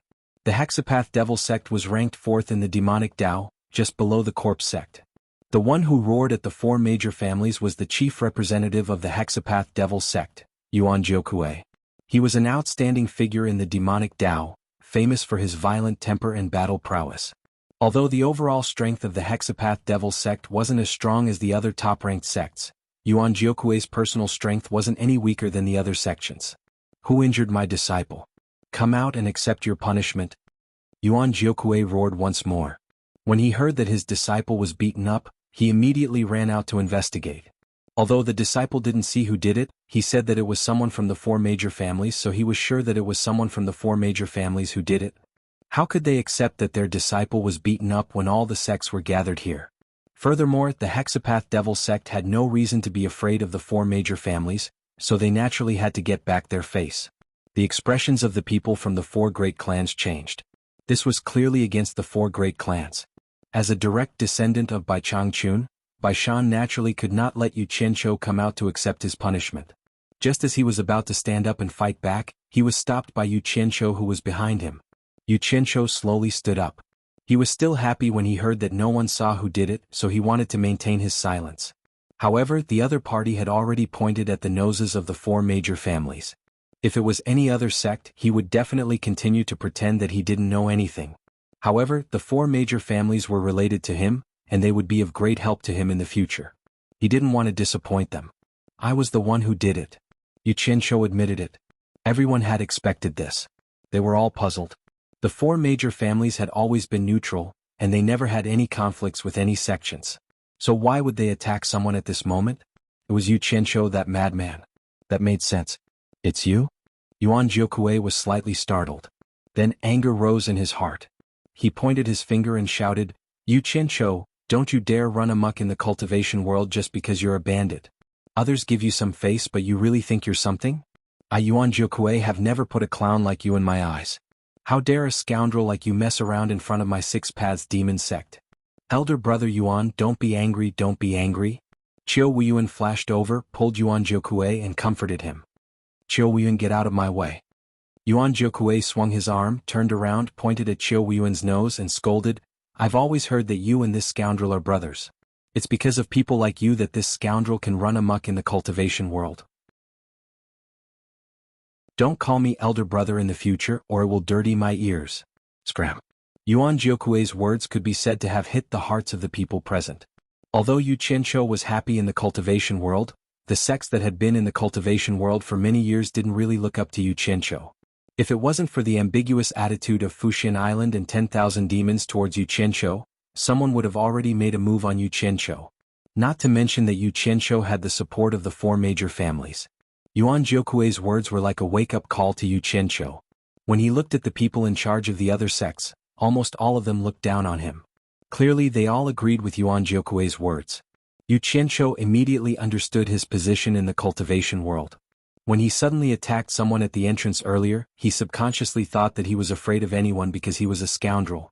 He thought he was impressive, but in the eyes of the people with a certain level of status in the large sects, they did not look up to him at all. He could only scare those little disciples who didn't have much of a cultivation base. "How dare you!" Just when Yuan Jiukui told Chiu Weiyuan to piss off, for bellows rang out. The 4 generals of the Mo family in black furs arrived with a flash and surrounded Yuan Jiukui. Yuan Jiukui glanced around and snorted coldly. 9 people immediately shot out from the crowd and surrounded the 4 generals of the Mo family. They were clearly from the Hexapath Demon sect. "When I was dominating the world, the 4 of you were still slaves to Yan Wuchen, yet you dare to yell at me now. Are you trying to rebel? Yuan Jiokui sneered. Then he waved his hand at the 9 people from the Hexapath demon sect and called out, "Leave. I'd like to see just what the 4 generals of the 10,000 demons are capable of." The domineering nature of a demonic cultivator was completely revealed in just a few words. Everyone was slightly speechless. It seemed like Yuan Jiokui wanted to deal with the 4 generals of the Mo family alone. The people from the Hexapath demon sect did not say anything else and backed down. After being called slaves, the 4 generals of the Mo family remained cold.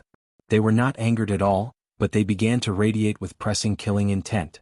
Qiu Wuyuan was not a good-tempered person either, but his expression immediately returned to normal. He immediately yelled out, "Stop messing around, all of you, back off." Hearing that, the 4 generals of the Mo family immediately flashed behind him. They did not even hesitate at all. "Brother Yuan, calm down. Let's talk things out. There's nothing that can't be resolved." Qiu Wuyuan was already giving face by saying something like that after being scolded. Otherwise, there was no reason for the 10,000 demons to be afraid of Yuan Jiokui with their status in the demonic sections. That's right. Now that we're facing a great enemy, let's just bear with it for now. When Zhongping from the Blood Demon Palace originally wanted to watch the show between the 10,000 demons, but seeing that Qiu Wuyuan had given in, he knew that he couldn't watch it anymore, so he stood up and said something nice. After all, the righteous sects wanted to watch the show between the demonic sects more than him. The demonic sects could watch it, but the righteous sects could not. When Ziyi saw that Yu Qianshou was in a daze after being scolded, her pretty face immediately turned cold. Senior Bai's disciple was not someone that could be scolded. She stood up and slowly walked towards Yuan Jiokui. The whole place instantly became incomparably quiet. Yuan Jiokui vigilantly looked back and his pupils shrank. He immediately turned around and got into a fighting stance. He could look down on Yu Qianshou, but he didn't dare to look down on Ziyi. This mysterious woman had fought against 7 experts in the final phase of tribulation passing. He knew that he was no match for her, but he couldn't lose the reputation of the Hexapath demon sect. Qiu Wuyuan and Wen Zhongping looked at each other. This woman was not an ordinary person. Her background was mysterious and they didn't know what her temper was like. The two of them didn't know what to do. Yuan Jiokui stared at Yu Qianshou and sneered, "A scoundrel is a scoundrel. He actually needs a woman to stand up for him." "Yuan Jiokui, watch your mouth. What's wrong with a woman?" A woman's voice sounded. In the field, 10 disciples in white from the Moon Clan stood up. The leading woman flashed over. It was Hua Yingyue, the elder of the Moon Clan. Hua Yingyue had already received a message from Jade Flower Fairy, asking her to protect Yu Qianshou and Ziyi to the best of her ability. Yuan Jiokui's words just now finally gave her an excuse. The righteous people were all stunned.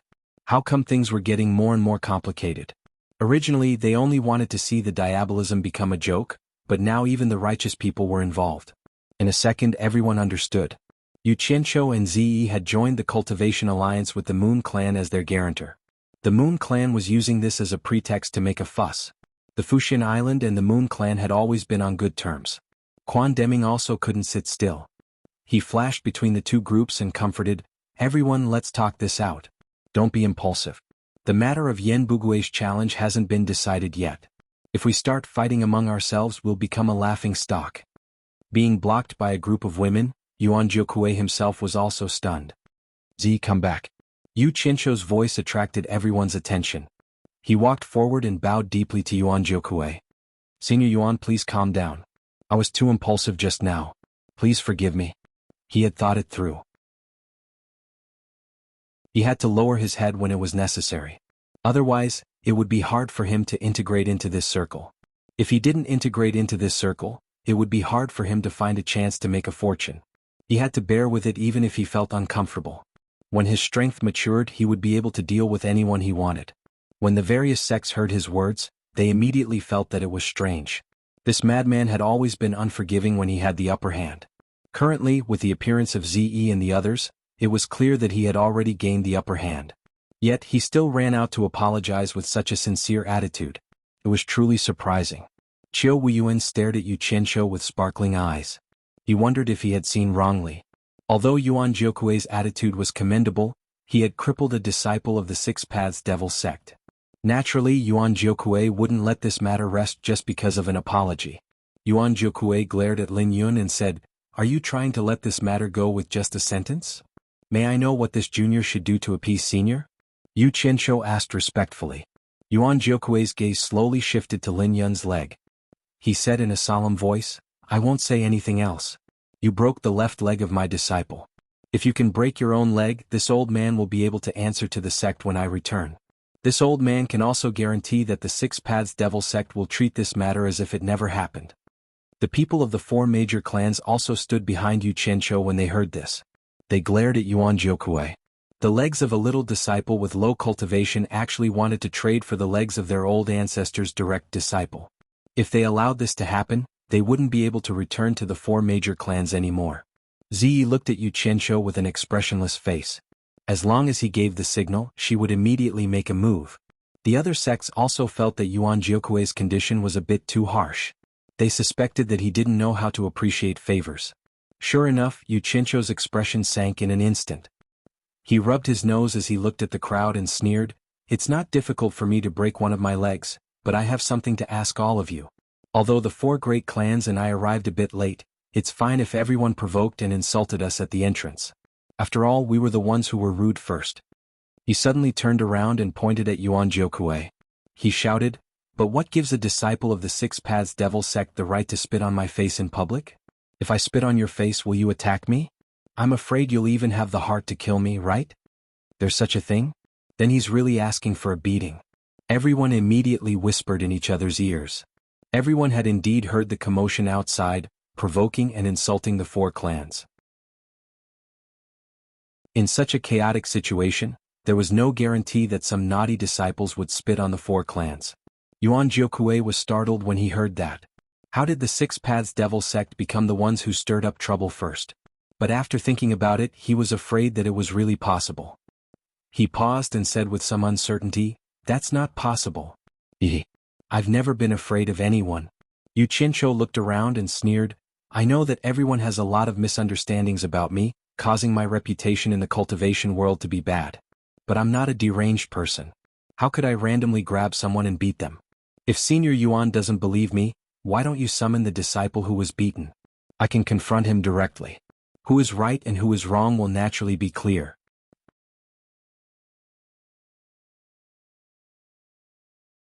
Chapter 388. Yuan Jiukui's expression became gloomy. He wasn't completely clueless about that disciple, and he knew that the disciple wasn't very virtuous. But now, as Yu Qianqiu had said, he wanted to interrogate the disciple and find out that his side was in the wrong first. If that happened, wouldn't he become a laughingstock? Most importantly, he thought that he was in the right and offended several groups of people. He even threw away the face of the Devil Path's leader, the 10,000 demons. If the truth came out and it was disadvantageous to his side, he would be embarrassed. While he was hesitating, many people could see his apprehension. Qiu Weiyuan winked at Wen Zhongping and pulled Yuan Jiukui with a smile. Old brother Yuan, for my sake, this matter ends here. Don't pursue it anymore. I'll send someone to treat that disciple's injury, and I'll definitely return him a healthy leg. That's right. Old brother Yuan, personal grudges are a small matter, but take the big picture into consideration. Wen Zhongping also persuaded. Yuan Jiukui naturally understood that these two demonic cultivators were taking the opportunity to give him a way out. If he didn't appreciate it, then he wouldn't know how to appreciate a favor. But he didn't know if Yu Qianqiu would fight to the bitter end. This guy was famous for being merciless. Yuan Jiukui looked at Yu Qianqiu. Qiu Weiyuan understood his meaning, so he walked over to Yu Qianqiu with a smile, patted his shoulder and said, Old brother Yu, give this old brother some face and forget it. How about we end this matter here? Since Senior Qiu has spoken, we can swallow this small grievance. Yu Qianqiu also looked at Yuan Jiukui and said, I wonder if Senior Yuan still wants to pursue this matter. Yuan Jiukui snorted heavily, then flashed back to his original position and sat down cross-legged. His attitude was obvious, indicating that he wouldn't pursue this matter any further. What are you snorting about? Let's see if you still dare to snort when this father destroys your Six Paths demon sect one day. Yu Qianqiu's brows twitched. It's better if this father doesn't pursue this matter, then I won't waste my breath. He also turned around and returned to his seat. It's all right. Everyone return to your positions. Qiu Weiyuan waved his hand at the crowd and smiled. The group of people returned to their positions, and this matter was over for the time being. Ziyi was still feeling quite indignant. She looked at Yu Qianqiu beside her and wondered what had happened to him. Yesterday he had smashed someone's counter because of a single sentence, and today he was scolded in the nose and endured it. Yu Qianqiu had already put this matter aside for the time being. He had thought that the discussion between the various sects had already ended, but who would have thought that it was still going on? He had no idea what had happened for it to take such a long time. He sat at the back and listened for a while before he understood. It turns out that this time, Yan Bugui brought 2 Tribulation Realm cultivators with him, as well as 50 Tribulation Realm cultivators. A total of 53 people came to Baihua Palace, intending to reunite with Baihua Fairy as husband and wife. In the end, they were obstructed by the various sects led by the supporting Immortal Island. At that time, both sides almost came to blows. It was unknown what Yan Bugui was thinking, but when he had the upper hand he forcefully endured it. Actually, everyone understood that Yan Bugui wasn't ready to officially turn against the Chinese cultivation world yet. He was probably still waiting for the foreign cultivation world's reinforcements to arrive, and the foreign cultivation world was probably also coordinating this matter. And the Chinese cultivation world wasn't ready either. The main reason was that there were too many sects, so it was hard for them to reach a consensus. The main problem was that once a fight broke out, who would contribute how much money, how much manpower, and who would be the commander? The righteous sects didn't feel at ease handing over manpower and money to the demonic sects and vice versa. In fact, no one felt at ease handing over their own things to others. A large-scale war wasn't just a fight between two people. Once a winner was decided, they would have to be prepared for a long period of time. The longer it lasted, the more spirit stones and manpower would be consumed, and that would be a huge number. Although all the sects had stored a lot of spirit stones for emergencies, no one would take out their money for no reason. Who didn't hope that they would contribute less money and manpower, while others would contribute more? After the war, the strength of the sects might be reshuffled.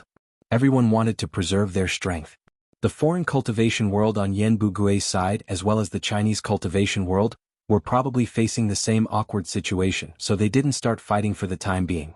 In short, whoever was ready first would make the first move. That was for sure. If they couldn't officially turn against each other, they could at least do something like east wind west wind, dampening the other party's morale. And so, last night, Yan Bugui suddenly sent someone to deliver a challenge Jade Archive to the Cultivation Alliance. The content was very simple. Both sides would send their people to fight 20 rounds. Regardless of whether they were dead or alive, the winner would be determined by the number of wins and losses. The loser would have to pay 1 billion high-grade spirit stones to the winner. Of course, the challenge couldn't be without rules. It was impossible for one side to send an early-stage tribulation-passing cultivator to fight, while the other side sent a late-stage tribulation-passing cultivator to kill the other side. That wouldn't be a challenge. It would be no different from seeking death.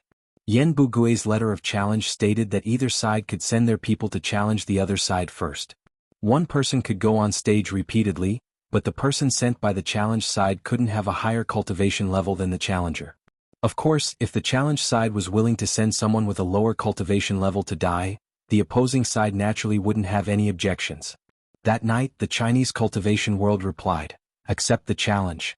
This was something that couldn't be avoided. Whoever dared to say the word, avoid, would probably be drowned in spittle. But 1 billion high-grade spirit stones couldn't possibly be given to a single sect. When it came to apportioning the money and manpower, it would be a little difficult. Anyone could make the argument, but the key was which sect would contribute the money and manpower. Thus, after discussing for half a day, they still couldn't come up with a solution. In short, everyone had thousands of reasons, all of which were for them to contribute less. 1 billion high-grade spirit stones. When Yu Qianqiu heard this, his eyes almost emitted a green light, and he and Purple Dress looked at each other in unison. Yan Bugui came from the 10,000 demons, and now he has become the scourge of the Chinese cultivation world. For this challenge, the 10,000 demons can't absolve themselves from the blame. I'm not saying that the 10,000 demons will pay all of the 1 billion high-grade spirit stones, but the 10,000 demons still have to pay the most. Before De Luo Sec's Zhu Xianxian could finish, Qiu Weiyuan jumped up and scolded, "Bullsh *T. Yan Bugui has long established his own sect. He is him and the 10,000 demons is 10,000 demons. If the De Luo sect doesn't want to pay, then just say it. Don't always use this as an excuse. This is the whole Chinese cultivation world's business, not the 10,000 demons' business." "Qiu Weiyuan, what you said is wrong. Why didn't someone like Yan Bugui come from other sects, but from the 10,000 demons? If it wasn't for the 10,000 demons' lack of discipline, this wouldn't have happened. I think Elder Zhu is right. The 10,000 demons should pay the most. The one who said this was the Sword Faction's Elder Duan Tianbua, who was ranked 4th in the righteous sections. That's right. That's right. A group of righteous sects echoed, and they all pointed their spears at the 10,000 demons. The expressions of the demons kept changing. Logically speaking, they should be supporting the 10,000 demons, but only the 10,000 demons could be used against them. If they had to pay more, then so be it. After all, the 10,000 demons had a lot of money, so this amount of money was nothing. Yu Qianqiu finally understood. No wonder he saw Qiu Weiyuan's face the moment he came in. He had become the target of everyone's attacks. Yan Bugui had caused trouble, and now the 10,000 demons had become the scapegoat. It was really hard on Qiu Weiyuan, who had been running around outside. Duan Tianbua, you're not a good person either. You call yourself a righteous sect, but you're faster than anyone else when something happens. Fine. If you think that this has nothing to do with your sword faction, then please withdraw from the Cultivation Alliance. We, the 10,000 demons, will pay for your sword faction's money. Qiu Weiyuan pointed at Duan Tianbua's nose and scolded him. Then he looked around at the crowd and patted his chest loudly. If the righteous sects think that this has nothing to do with you, you can all withdraw from the Cultivation Alliance. We, the 10,000 demons, will pay for the righteous sects' money. A bunch of shameless people who call themselves righteous sects, tui. Qiu Weiyuan argued with the crowd. He was so angry that his face was red. After he said those harsh words, a few righteous sects immediately stood up and said, Qiu Weiyuan, speak clearly. Who are you calling shameless? I'm calling a bunch of cowards. Whoever wants to cower in this matter, I'll scold them. Whoever wants to fight, I'll play with them. Qiu Weiyuan was too lazy to argue anymore. He could not argue clearly anyway. He would die of exhaustion if he kept arguing with so many people. He happened to glance at Yu Qianqiu just now, and his heart lit up. Although he was not as good with words as Yu Qianqiu and could always reason, he could learn from Yu Qianqiu and act shamelessly, right? Who can still snatch money from me? As soon as the righteous sects stood up, there was no need to mention the 4 generals of the demon clan. A few other sects from the demon clan also stood up. It was fine if they just talked about it, but if they really fought, the other sects from the demon clan would definitely not let the 10,000 demons suffer losses. This time it was lively. As one of the sects stood up, the second one stood up. In the end, the situation of the 10,000 demons alone became a situation where the righteous and the demon clan were fighting. Qiu Weiyuan's pressure was instantly reduced.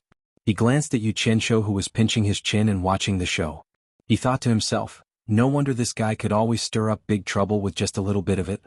This shameless method was just a try, and immediately one family's problem became everyone's problem. At the same time, he could also save himself some trouble. It was worth learning. The situation was a little out of control. The 4 great clans had always been neutral. They did not belong to the demon clan or the righteous clan. A few people looked at Yu Qianqiu, who was pinching his chin, and decided to just watch the show. Yu Qianqiu was very happy in his heart. The representatives from the various sects really did not disappoint the sections. They did their best to fight for the greatest benefits for their sections. Everyone please calm down. I have an idea, but I don't know if everyone is willing to listen to it. Quan Deming from Fuxian Island saw that the commotion was getting out of hand. He frowned and thought for a while, then immediately shouted. Hearing that there was an idea, and it might even be related to their sects, everyone immediately quieted down and looked at Quan Deming. The latter waved his hand and said, Everyone sit down. It's not a solution to keep arguing like this. Listen to me slowly. Qiu Weiyuan took the lead and sat down first. After everyone started arguing, he did not say anything. Instead, he stayed out of it. The people from the various sects also sat down one after another.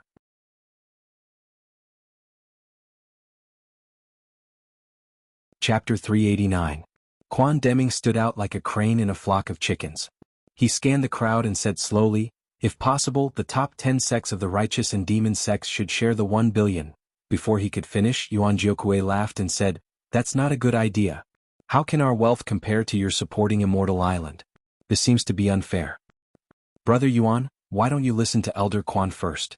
I believe Elder Quan won't speak without thinking. Qiu Weiyuan stopped him. In fact, even if there was nothing else, he would agree with this. 20 sects would share 1 billion, and each sect would only get 50 million. This was worth it. All right, I'll listen to supporting Xian Island's opinion. Yuan Jiokui smiled disapprovingly. Quan Deming nodded and said, 1 billion is not a small number, but it would be a joke to ask the entire Chinese cultivation world to share it. My suggestion is that supporting Xian Island and 10,000 demons each contribute 100 million. Daluo sect, Moon sect, Blood Demon Palace, and Corpse sect each contribute 50 million. Our 6 sects will take 400 million, and the remaining 600 million will be shared by the other 14 sections. What do you all think? Hearing this, other than the top 10 sects of the righteous and demon sects, the other sects all nodded in agreement. They were not allowed to contribute even one spiritual stone. It would be strange if they didn't agree. I think it's fine. Qiu Weiyuan also stood up and patted his chest. 10,000 demons will contribute this 100 million. 100 million was far better than 10,000 demons. Plus, 10,000 demons was the leader of the demonic sects, so it was reasonable for them to contribute a little more than the other sections. A leader should have the bearing of a leader. I think it's fine.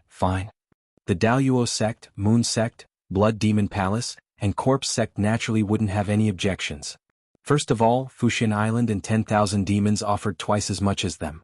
Second, with their status in the cultivation world, offering 50 million was just an average amount.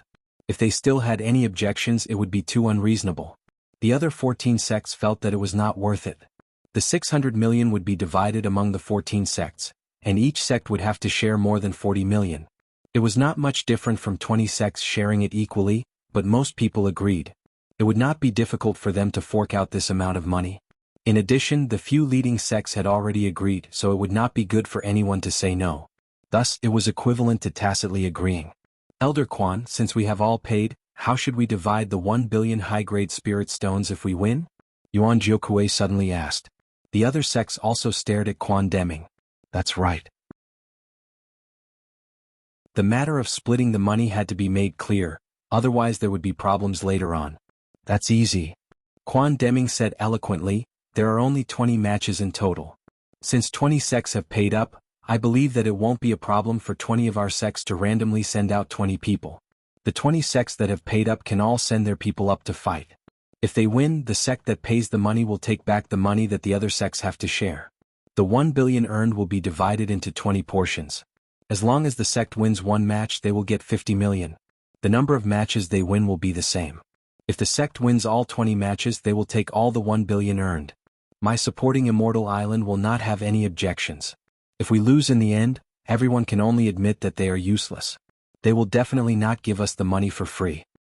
Haha. Everyone roared with laughter. This was a fair method, so no one had any objections. At least if they won, they would not lose money. In addition, of course, the more effort they put in, the more benefits they would get. This logic was reasonable everywhere. Just when everyone thought the problem had been solved, Yuan Jiukuei suddenly stood up and said, I still feel that something is wrong. This was a good method and it was already considered fair. What was wrong with it? Qiu Weiyuan turned around and said with a slight frown, Brother Yuan, could it be that you have another brilliant idea?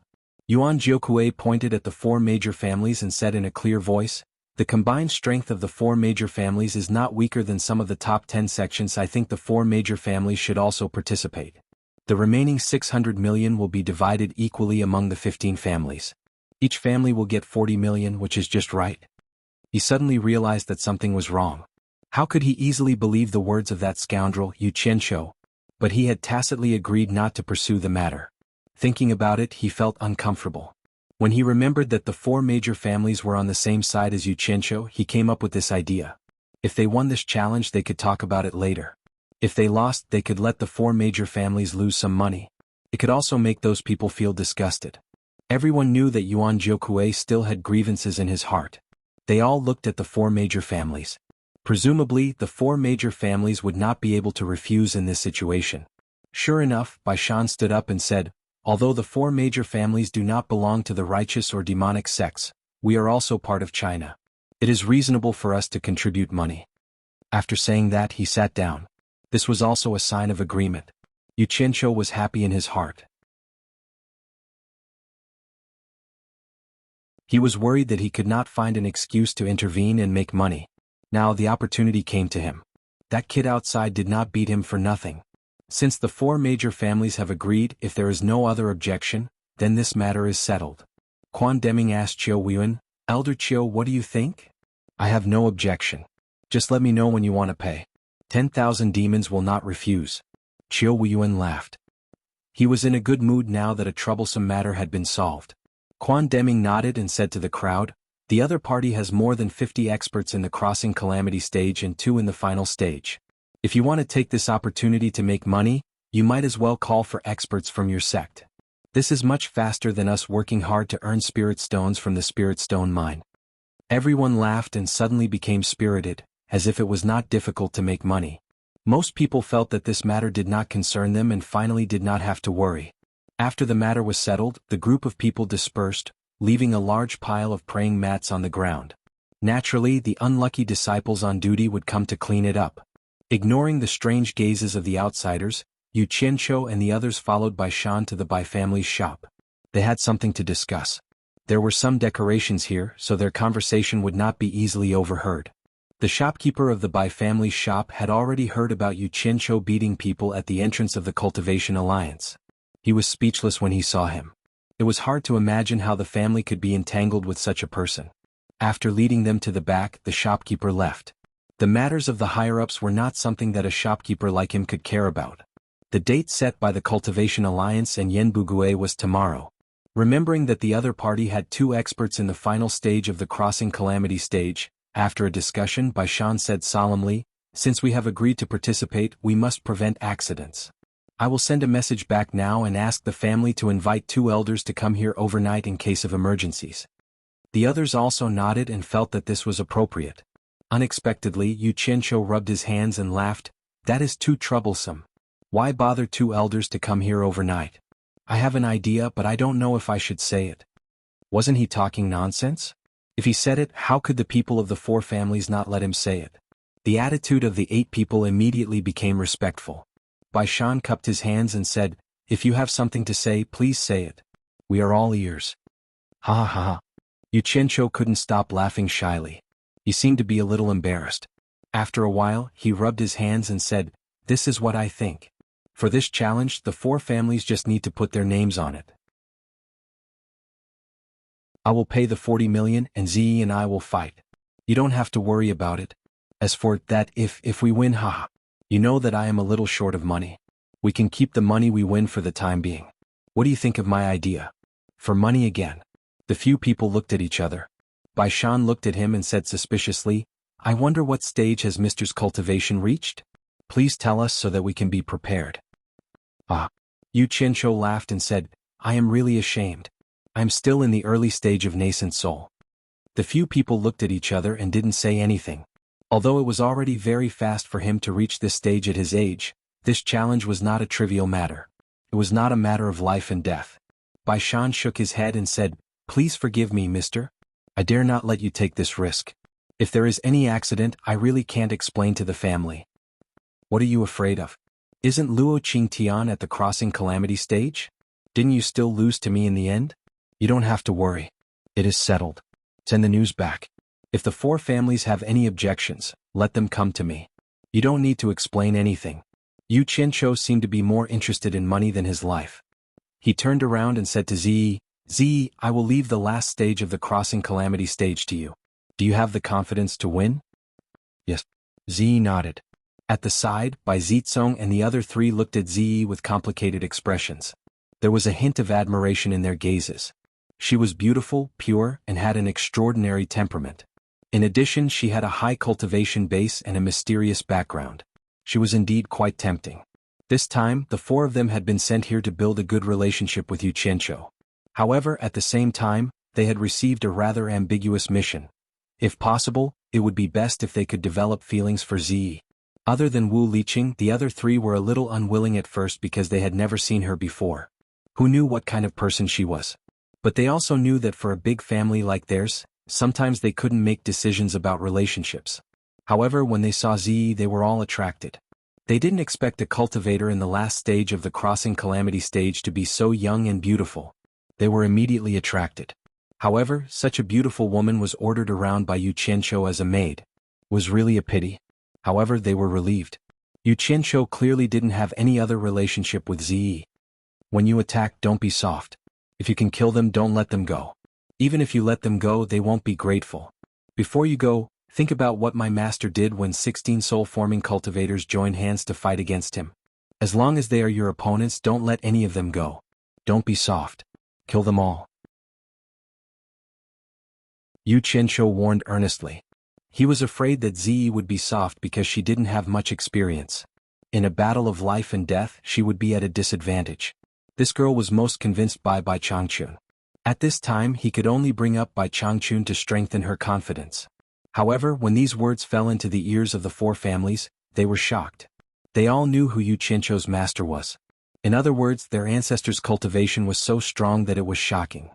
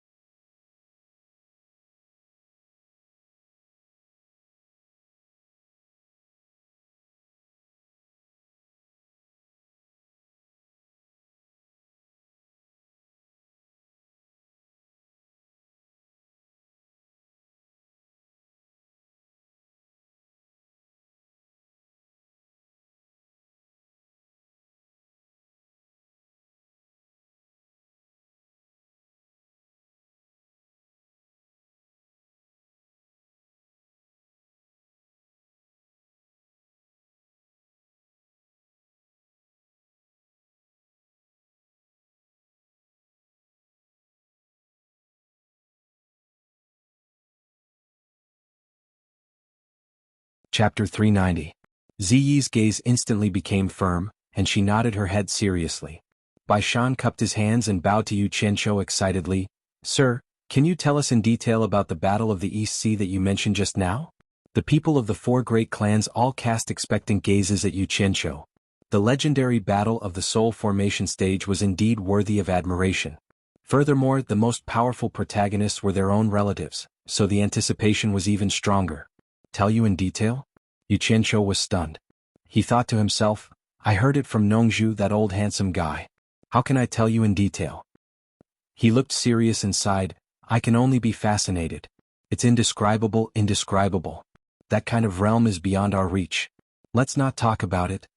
Ziyi rarely spoke in front of outsiders.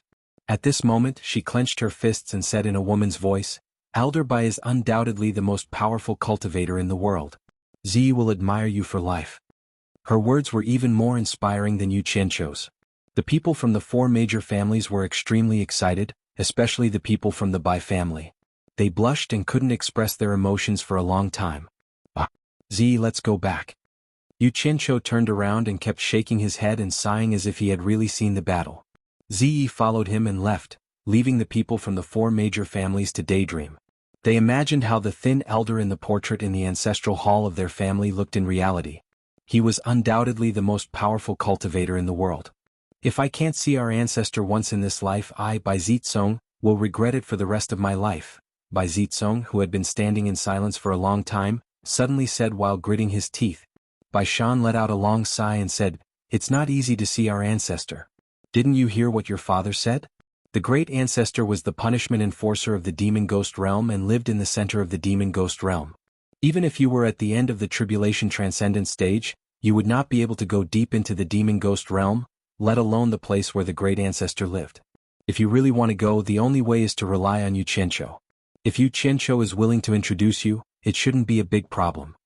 Bai Zizong suddenly turned his head and said, "Third uncle, if Li Cheng and the other three could be personally taught by our ancestor, once we succeed in our cultivation, we would be able to learn 1/100th of our ancestor's abilities. Who in the Chinese cultivation world would dare to make things difficult for us? I don't understand why the old ancestor would not care about his own descendants and instead accept an outsider as a personal disciple. Could it be that none of us descendants can enter the old ancestor's eyes?" This sudden statement stunned the people of the four families. Tan Fei, Wu Liqing and Jing Zhuo all breathed rapidly. Needless to say, it would be beneficial to be taught by the great ancestor of the world's #1 expert. When the four heirs thought of the extraordinary purple dress following beside Yu Qianqiu, their expressions became a little strange. "How dare you?" Bai Shan suddenly shouted. "Bai Zizong, are you out of your mind? How can the great ancestor's thoughts be guessed by ordinary people? The great ancestor must have his own reasons for doing this. It's not something you can comment on." "Third uncle, don't tell me you still don't understand?" Bai Zizong pointed in the direction where the two of them went and said angrily, "Who is the hidden force behind him? Could he really comprehend such a mysterious and strange technique by himself? Who gave him those 2 treasured sabers? Without a doubt, all of these were given to him by the great ancestor. Otherwise, how could a lowly disciple like him surpass our cultivation base in such a short period of time? He dares to do whatever he wants in the cultivation world because he has the great ancestor's support. I don't understand why the great ancestor would do this. Jealousy always makes people lose their minds easily. When Yu Qianqiu was just a lowly disciple, Bai Shan could still bow down to him. Now Yu Qianqiu was higher than him in every aspect. Even his seniority was higher than him. When he saw that Ziyi was obedient to Yu Qianqiu's words, an unknown fire completely ignited the dissatisfaction in his heart. Although Wu Liqing and the other two had similar thoughts, they never had such strong feelings. They were stunned by Bai Zizong's words. They did not expect Bai Zizong to say something like this. Tan Huazong, Jing Xingping and Wu Anfeng looked at each other. Bai Shan was trembling with anger. He pointed his finger and yelled, "Bastard, kneel down." Bai Zizong clenched his teeth and kneeled in front of Bai Shan. His expression showed his unwillingness. Bai Shan said bitterly, "Without the great ancestor, there would be no 4 major clans. Jealousy blinds your eyes, you can't achieve anything. How dare you talk about the great ancestor's right and wrong? Do you think you're qualified to take over the Bai clan in the future? You treacherous bastard, slap yourself." Slap, slap, slap. Bai Zizong slapped his own mouth without saying anything. He slapped his own mouth again and again. Wu Liqing and the other two did not know what to do. Tan Huazong and the other two quickly advised, "Brother Bai, it's enough to teach him a lesson. It's understandable for a young man to say something rash. You don't have to go overboard." Bai Zizong, who was slapping himself, suddenly stopped. He touched his face, shook his head and smiled bitterly. He kowtowed to Bai Shan and said, "Third uncle, I know I'm wrong. I was blinded by jealousy just now and said something rash. Please forgive me." The few of them were speechless by his sudden change. Yanbu Gui and the Cultivation Alliance's challenge location was in a mountain not too far away from the 100 Flowers Valley. To be exact, it should be in a valley surrounded by mountains. It took some effort to choose this place. People could stand around and watch, and the spacious valley in the middle was just right for the fight. There were probably thousands of people on the surrounding mountains. This was the result of the sects restraining their disciples. Otherwise, there would be more people coming to watch the fight. On Yanbu Gui's side, there were about 50 people including himself. From their clothes, most of them were cultivators from other clans. These dozens of people stood on the mountain top facing the many cultivators, but they did not show any fear. It was as if they were looking down on the cultivators of China. Both sides had already sent people to the middle to discuss the start of the fight. Ever since Yanbu Gui found out that Yu Qianqiu was among the crowd on the opposite mountain top, his eyes rarely moved, filled with hatred. If it wasn't for this guy, his family wouldn't be in such an awkward situation. The husband and wife couldn't be together, they colluded with other clans to protect themselves, and even their sect became enemies. Now that they had reached a point where it was either win or die, there was no way out. How could Yu Qianqiu not notice Yanbu Gui, who was the center of attention? Seeing that he kept staring at him, he didn't want to compete with Yanbu Gui with his stare, but it was uncomfortable to be stared at like that. He looked around and found the position of the 10,000 demons. They were not far away, so he slowly walked to the side of Chiu Wuyun and bowed. "Greetings, Senior Chiu." "Greetings, greetings, greetings." Chiu Wuyun looked him up and down. When did this guy become so proactive? It seemed like he was always the one looking for him first. Therefore, with a stomach full of questions, he asked, "Brother Yu, are you looking for me?" The 10,000 demons also looked at him. "Ah, nothing. Yu Qianqiu looked around with a face full of smiles. "The weather today is really good." The 10,000 demons were not in a good mood. None of them were happy that the son of the previous sect leader had caused such trouble. Thinking about the possibility of fighting him again, they felt even more depressed. At this moment, Yu Qianqiu came over to talk about the weather. The group looked at the sky and felt that it was normal. They didn't notice anything special, but they suspected that there was a deeper meaning behind his words. They were all confused. "Are you really okay?" Chiu Wuyun asked doubtfully. I'm fine. Yu Qianqiu confirmed it again. Then he was too lazy to talk nonsense beside Chiu Wuyun.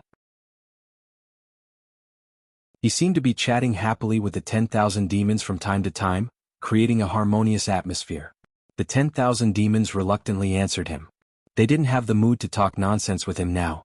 But when this scene fell into the eyes of Yan Bugue, who was on the opposite mountain, he was so disgusted that he almost broke his teeth from gritting them. "What the hell is this guy doing?" Chiu Wuyun cursed silently.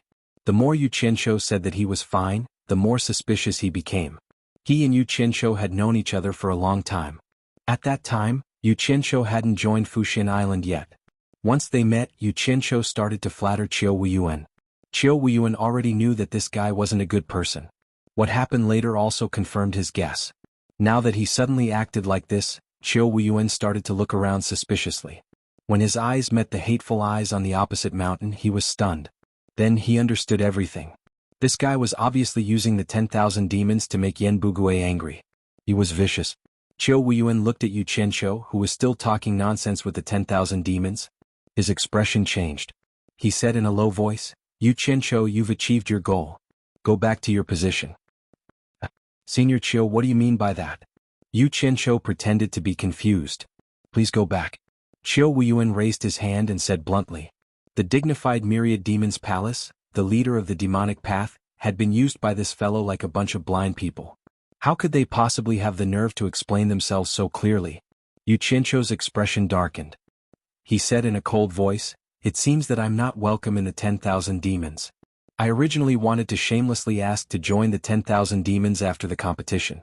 That's why I came here to get in touch with you guys. Seems that I was thinking too much. Elder Chiu, please help me thank Palace Leader Bu for inviting me in person. It's not that I don't know what's good for me, but the threshold to join the 10,000 demons is too high. Yu Qianqiu can't cross it. Goodbye." He waved his hand and walked away. The 10,000 demons looked at Chiu Wuyun in surprise.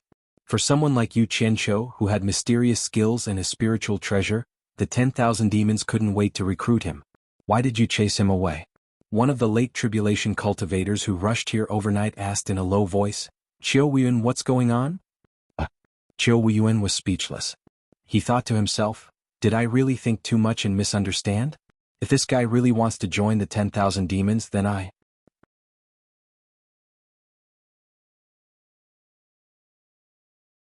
Chapter 391.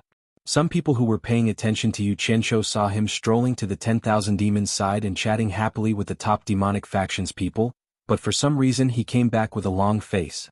The people from the 4 clans looked at each other. Ziyi stared at him for a while and finally couldn't help but ask, "What's wrong?" Yu Qianqiu expressionlessly said, "Nothing, I just solved a small problem." Ziyi frowned. Why was he still unhappy after solving the problem? She wasn't a talkative person, so she didn't ask. She followed everyone's gaze to the valley. The challenge was about to begin. Both sides seemed to have reached an agreement. Each side handed over 1 billion spirit stones to a middleman, the 10,000 demons. Right now, the only middleman that could be accepted by both sides was the 10,000 demons. Everything that needed to be prepared was ready, so there was nothing to be said. There wasn't even anyone to judge. It seemed that this kind of battle to the death didn't need anyone to judge. The rules had already been set. Apart from the people who escaped from the valley, the rest had no other choice. One of them died and the other lived. It was easy to determine the winner and loser. However, once they went on stage, the possibility of them escaping was very low. No sect could afford to lose face like this. They would definitely punish the people who escaped after the battle.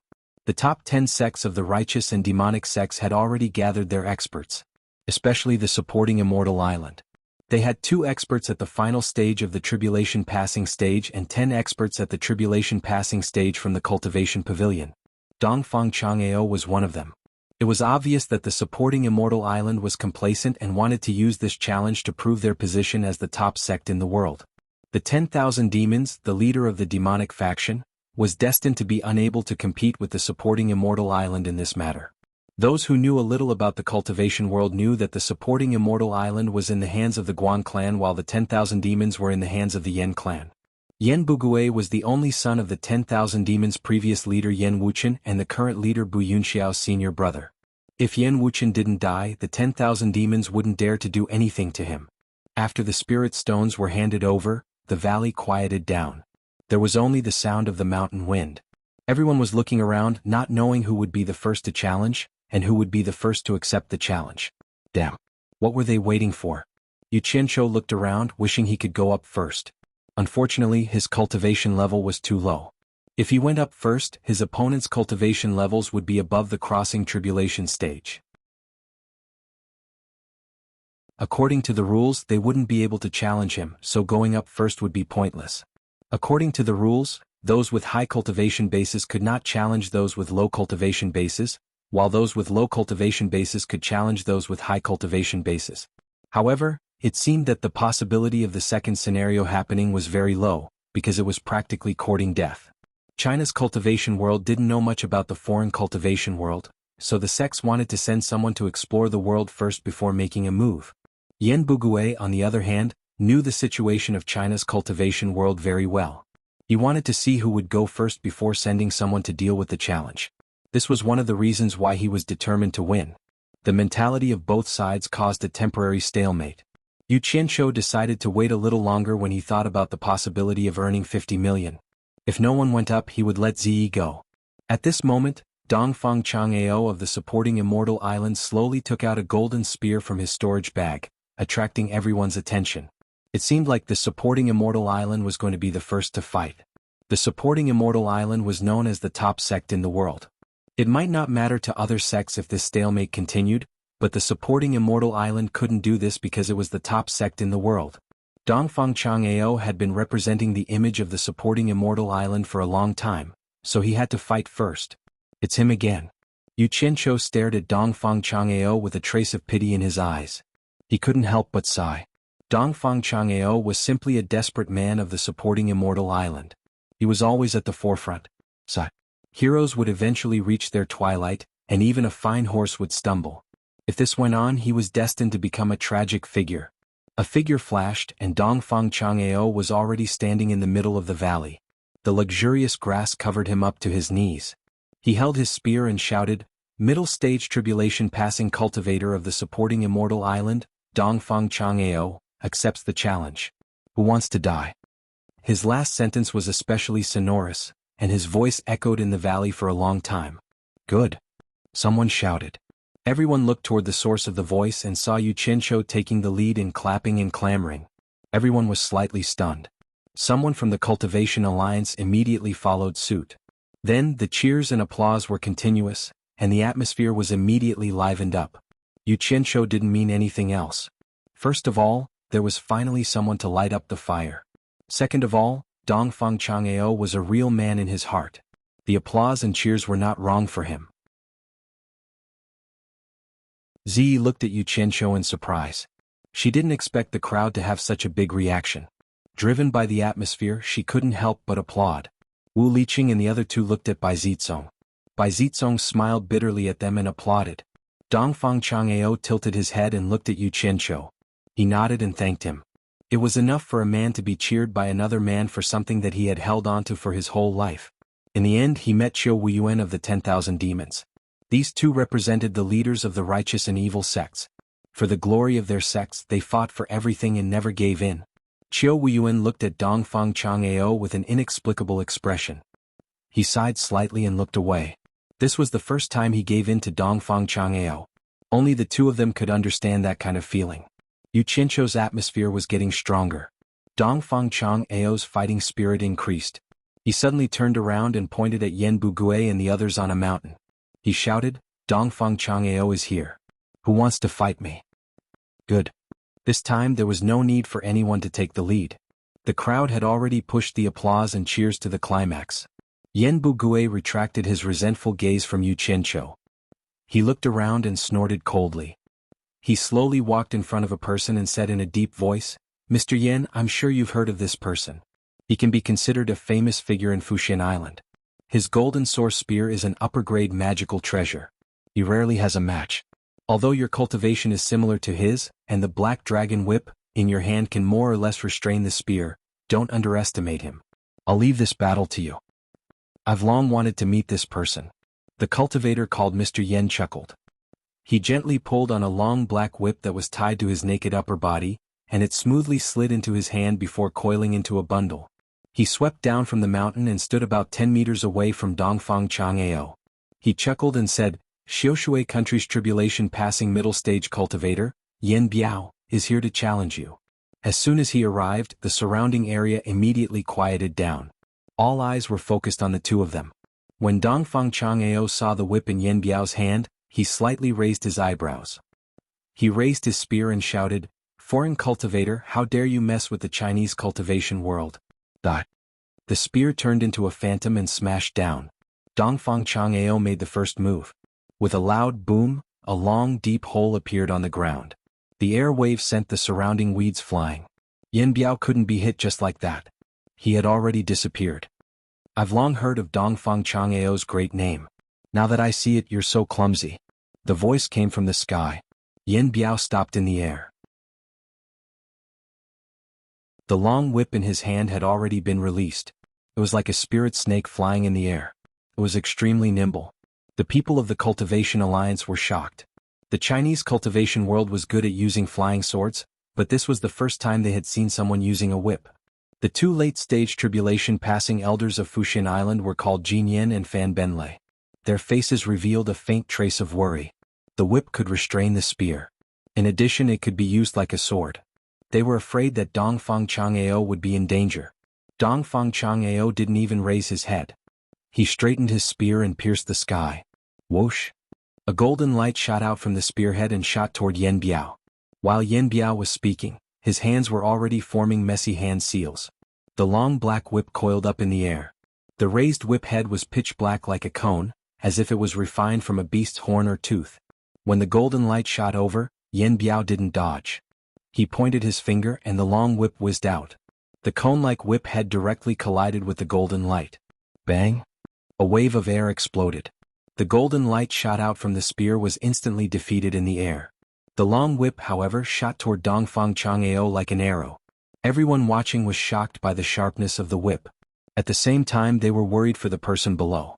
Dongfang Chang'ao raised his head and took a glance. Then he shot into the sky and swung his spear horizontally. With a ping sound, he directly knocked away the whip and raised his spear to chase after Yan Biao in the sky.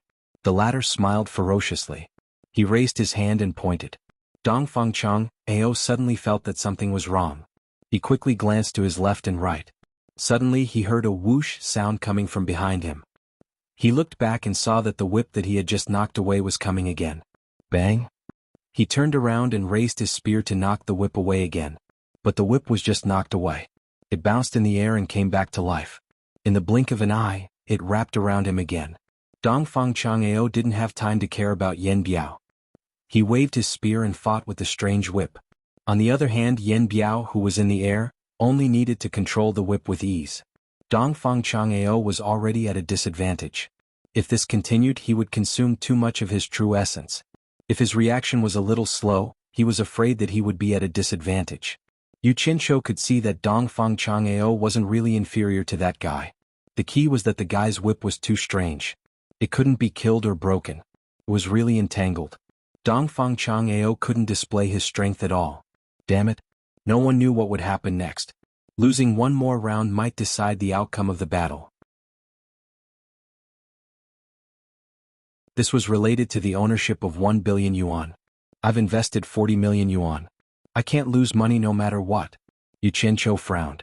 He suddenly turned to Bai Shan and asked, if someone threw a treasure down the mountain and happened to be picked up by Dongfang Chang'eo, it wouldn't be against the rules, right? Bai Shan looked at him in shock. He didn't know what he meant.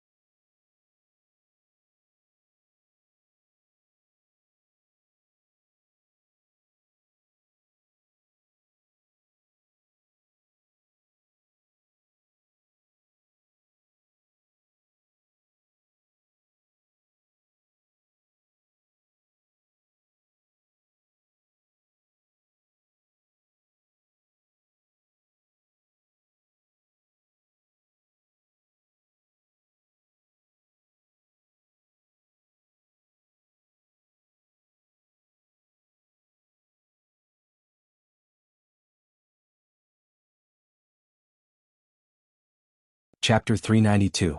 The people at the side immediately reacted and thought of his two unusually sharp sabers. Could it be that he wanted to throw his sabers out for Dongfang Chang'eo to use? It seemed that the sabers could not be taken away by others. Bai Shan pondered for a moment and said, if someone accidentally drops something down the mountain, as long as they don't interfere with the battle, it shouldn't be considered a violation of the rules as to who picked it up and who used it. Accidentally? Yu Qianqiu looked at Bai Shan and laughed, thinking to himself that this guy really knew how to talk. Looking back at the battle site, the crackling sounds echoed in the valley. Dongfang Chang'eo was still entangled with the whip. Whether it was the spear in his hand that was sharp enough to provoke or smash, it could not hurt the whip at all. Needless to say, to be able to resist the spear in Dongfang Chang'eo's hand, this whip must be an upper-grade magical weapon. The whip was strong and flexible in the air. The head and tail of the whip coordinated with each other to attack. As soon as the tip of the whip was knocked away by the spear, the tail of the whip pierced through the air, causing Dongfang Chang'eo to be extremely busy. It was as if he was in a muddy pond, unable to escape and unable to use his strength. He did not even have the chance to fight with Yan Biao. However, it was not easy for the whip to hit Dongfang Chang'eo. At least under the situation where Dongfang Chang'eo could still sustain his energy consumption. No matter how fierce the whip's attack was, it could not get close to him. However, Yan Biao was still smiling as he looked at Dongfang Chang'eo, who was entangled with the whip. He was very leisurely making hand seals. Great! Yan Bugui and the others at the mountain top also applauded and cheered. If this continued, they would definitely win the first round. The people of the Cultivation Alliance did not look too good, especially those from supporting Xian Island. Losing the first battle would not only affect the Wuxia cultivation world and supporting Xian Island, but also Dongfang Chang'eo would have to live in seclusion on supporting Xian Island for a long time. He would never be able to represent supporting Xian Island again. Hearing the arrogant shouts coming from the other side, Dongfang Chang'eo was enraged. He knew what it would mean if he lost this battle. Therefore, with a red face, he let out a loud shout, then consumed a great deal of Zhenyuan to continuously shoot out a sharp golden light from the spearhead. Finally he managed to force the snake-like whip to retreat for a while. His bloodshot eyes glared at the sky, and Dongfang Chang'ao seized the chance to quickly raise his spear and charge forward. Yan Biao was shocked. Actually, he himself was clearly aware that if he didn't rely on the sharpness of his whip, his strength would probably be much inferior to his opponent. Now that his opponent had not completely fallen into a hopeless situation, he ignored the rapid consumption of Zhenyuan and escaped. He didn't have any magical treasures in his hands. Once his opponent caught up with him, wouldn't it be a dead end? He quickly made hand seals to recall the black dragon whip, and his body also quickly dodged. The golden light from Dongfang Chang'ao's spear barely brushed past his feet, and Yan Biao was immediately scared out of his wits. What a fast speed! His opponent's strength was indeed a notch higher than his. Just a little bit more and he would have lost both his feet. Yen Bugui and the others were also shocked. Since his opponent had dodged, he had already lost the chance to chase after him. The long whip had already caught up with him, and Dongfang Chang'ao was once again trapped in the shadow of the whip. He also understood that once the counterattack just now failed, his opponent would not give him a chance to suddenly get close to him again. The sudden change in the situation made the Cultivation Alliance's morale rise. They didn't expect that they would still fail, and their hearts fell to the bottom again. How could everyone not see that Dongfang Chang'ao probably had no chance to win anymore, and now it was just a battle of attrition? Countless people shook their heads in pity for Dongfang Chang'ao. He was obviously strong, but he was tormented by a whip until he couldn't use his strength. They were afraid that the outcome was already decided. Qiu Weiyuan of the 10,000 demons had been staring at the figure entangled by the whip in midair. His eyes were wide open and they were also bloodshot. His fists were clenched so tightly that there was a muffled sound, and his chest was heaving up and down violently. His opponent of many years might die in such an unjust battle. He suddenly felt that there was a stuffiness in his chest that he couldn't breathe out, and he was about to suffocate to death. He didn't know why either. The situation was grim. It's time to negotiate. Dongfang Chang'ao, you'll have to fight one more time. Yu Qianqiu pursed his lips.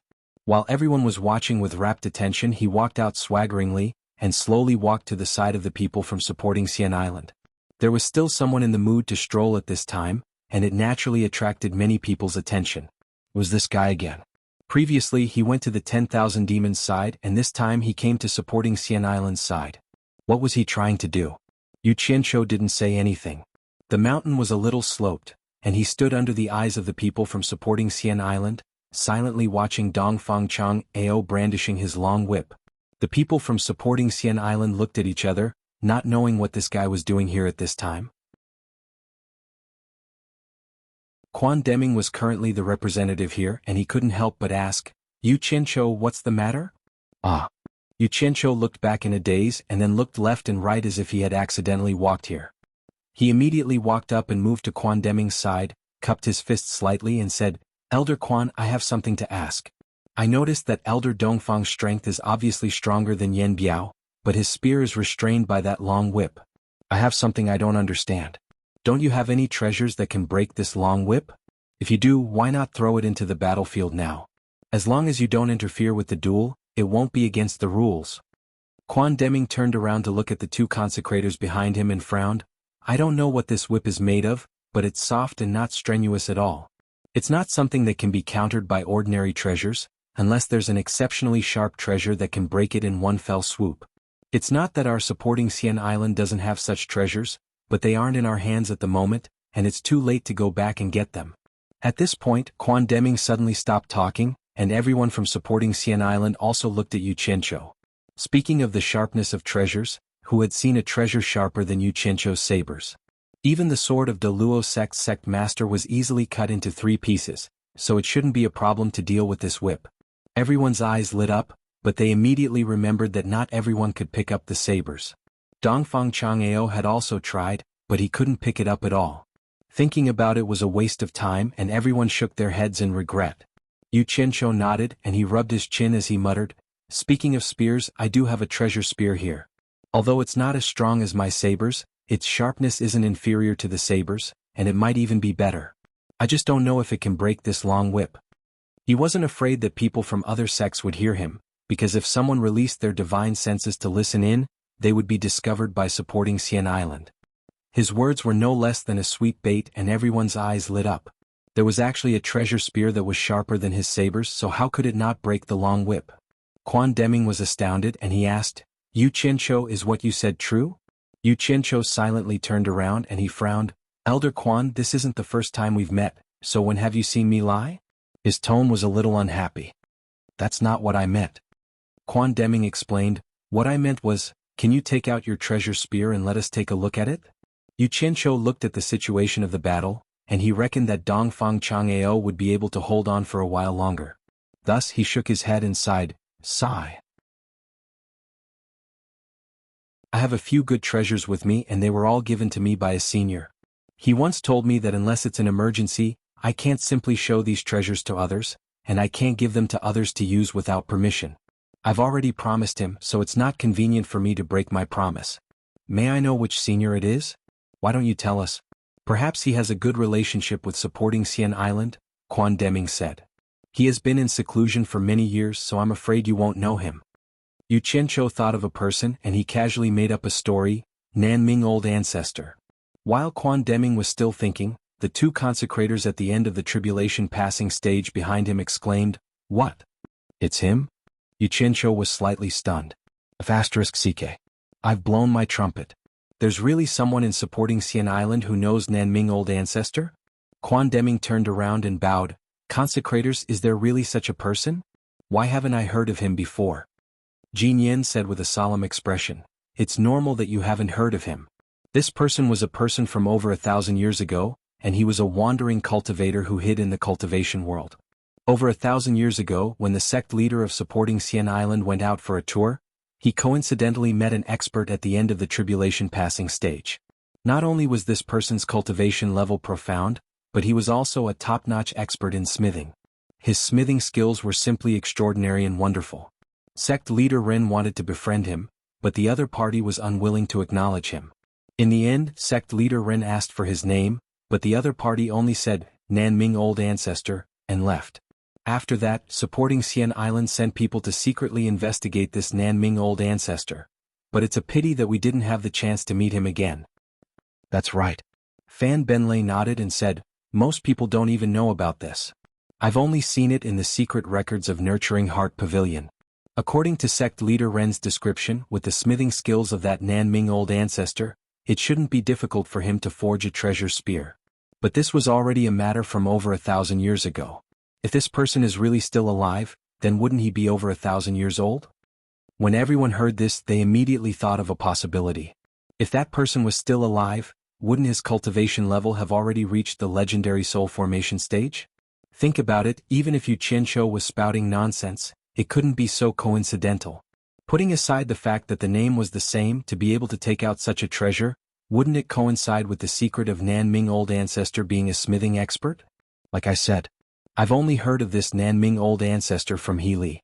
How could you possibly know him?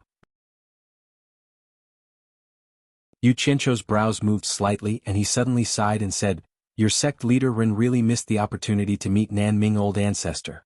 This Nanming Old Ancestor, he loves spirit stones. If supporting Xian Island's sect leader Ren could lure him with spirit stones, it wouldn't be difficult to make him stay on your supporting Xian Island. So, he did give me some treasures, but it's a pity that he forced me to search for spirit stones for him. I'm really worried to death." If Nanming Old Ancestor really heard this, he would probably jump in anger. "Who said I love spirit stones? I don't even know who you Yu Qianqiu are. When did I force you to search for spirit stones?"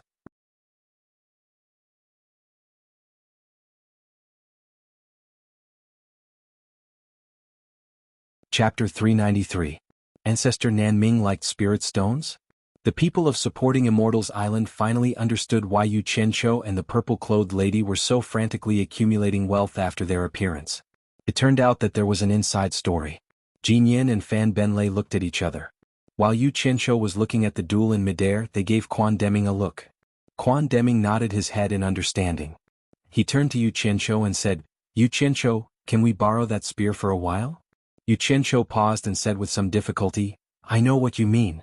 You want to borrow the spear for Elder Dongfang to use, but I promised Ancestor Nanming that I can't easily take out the treasures he bestowed, and I can't let others use them without permission. Otherwise it's very likely that he will take them back.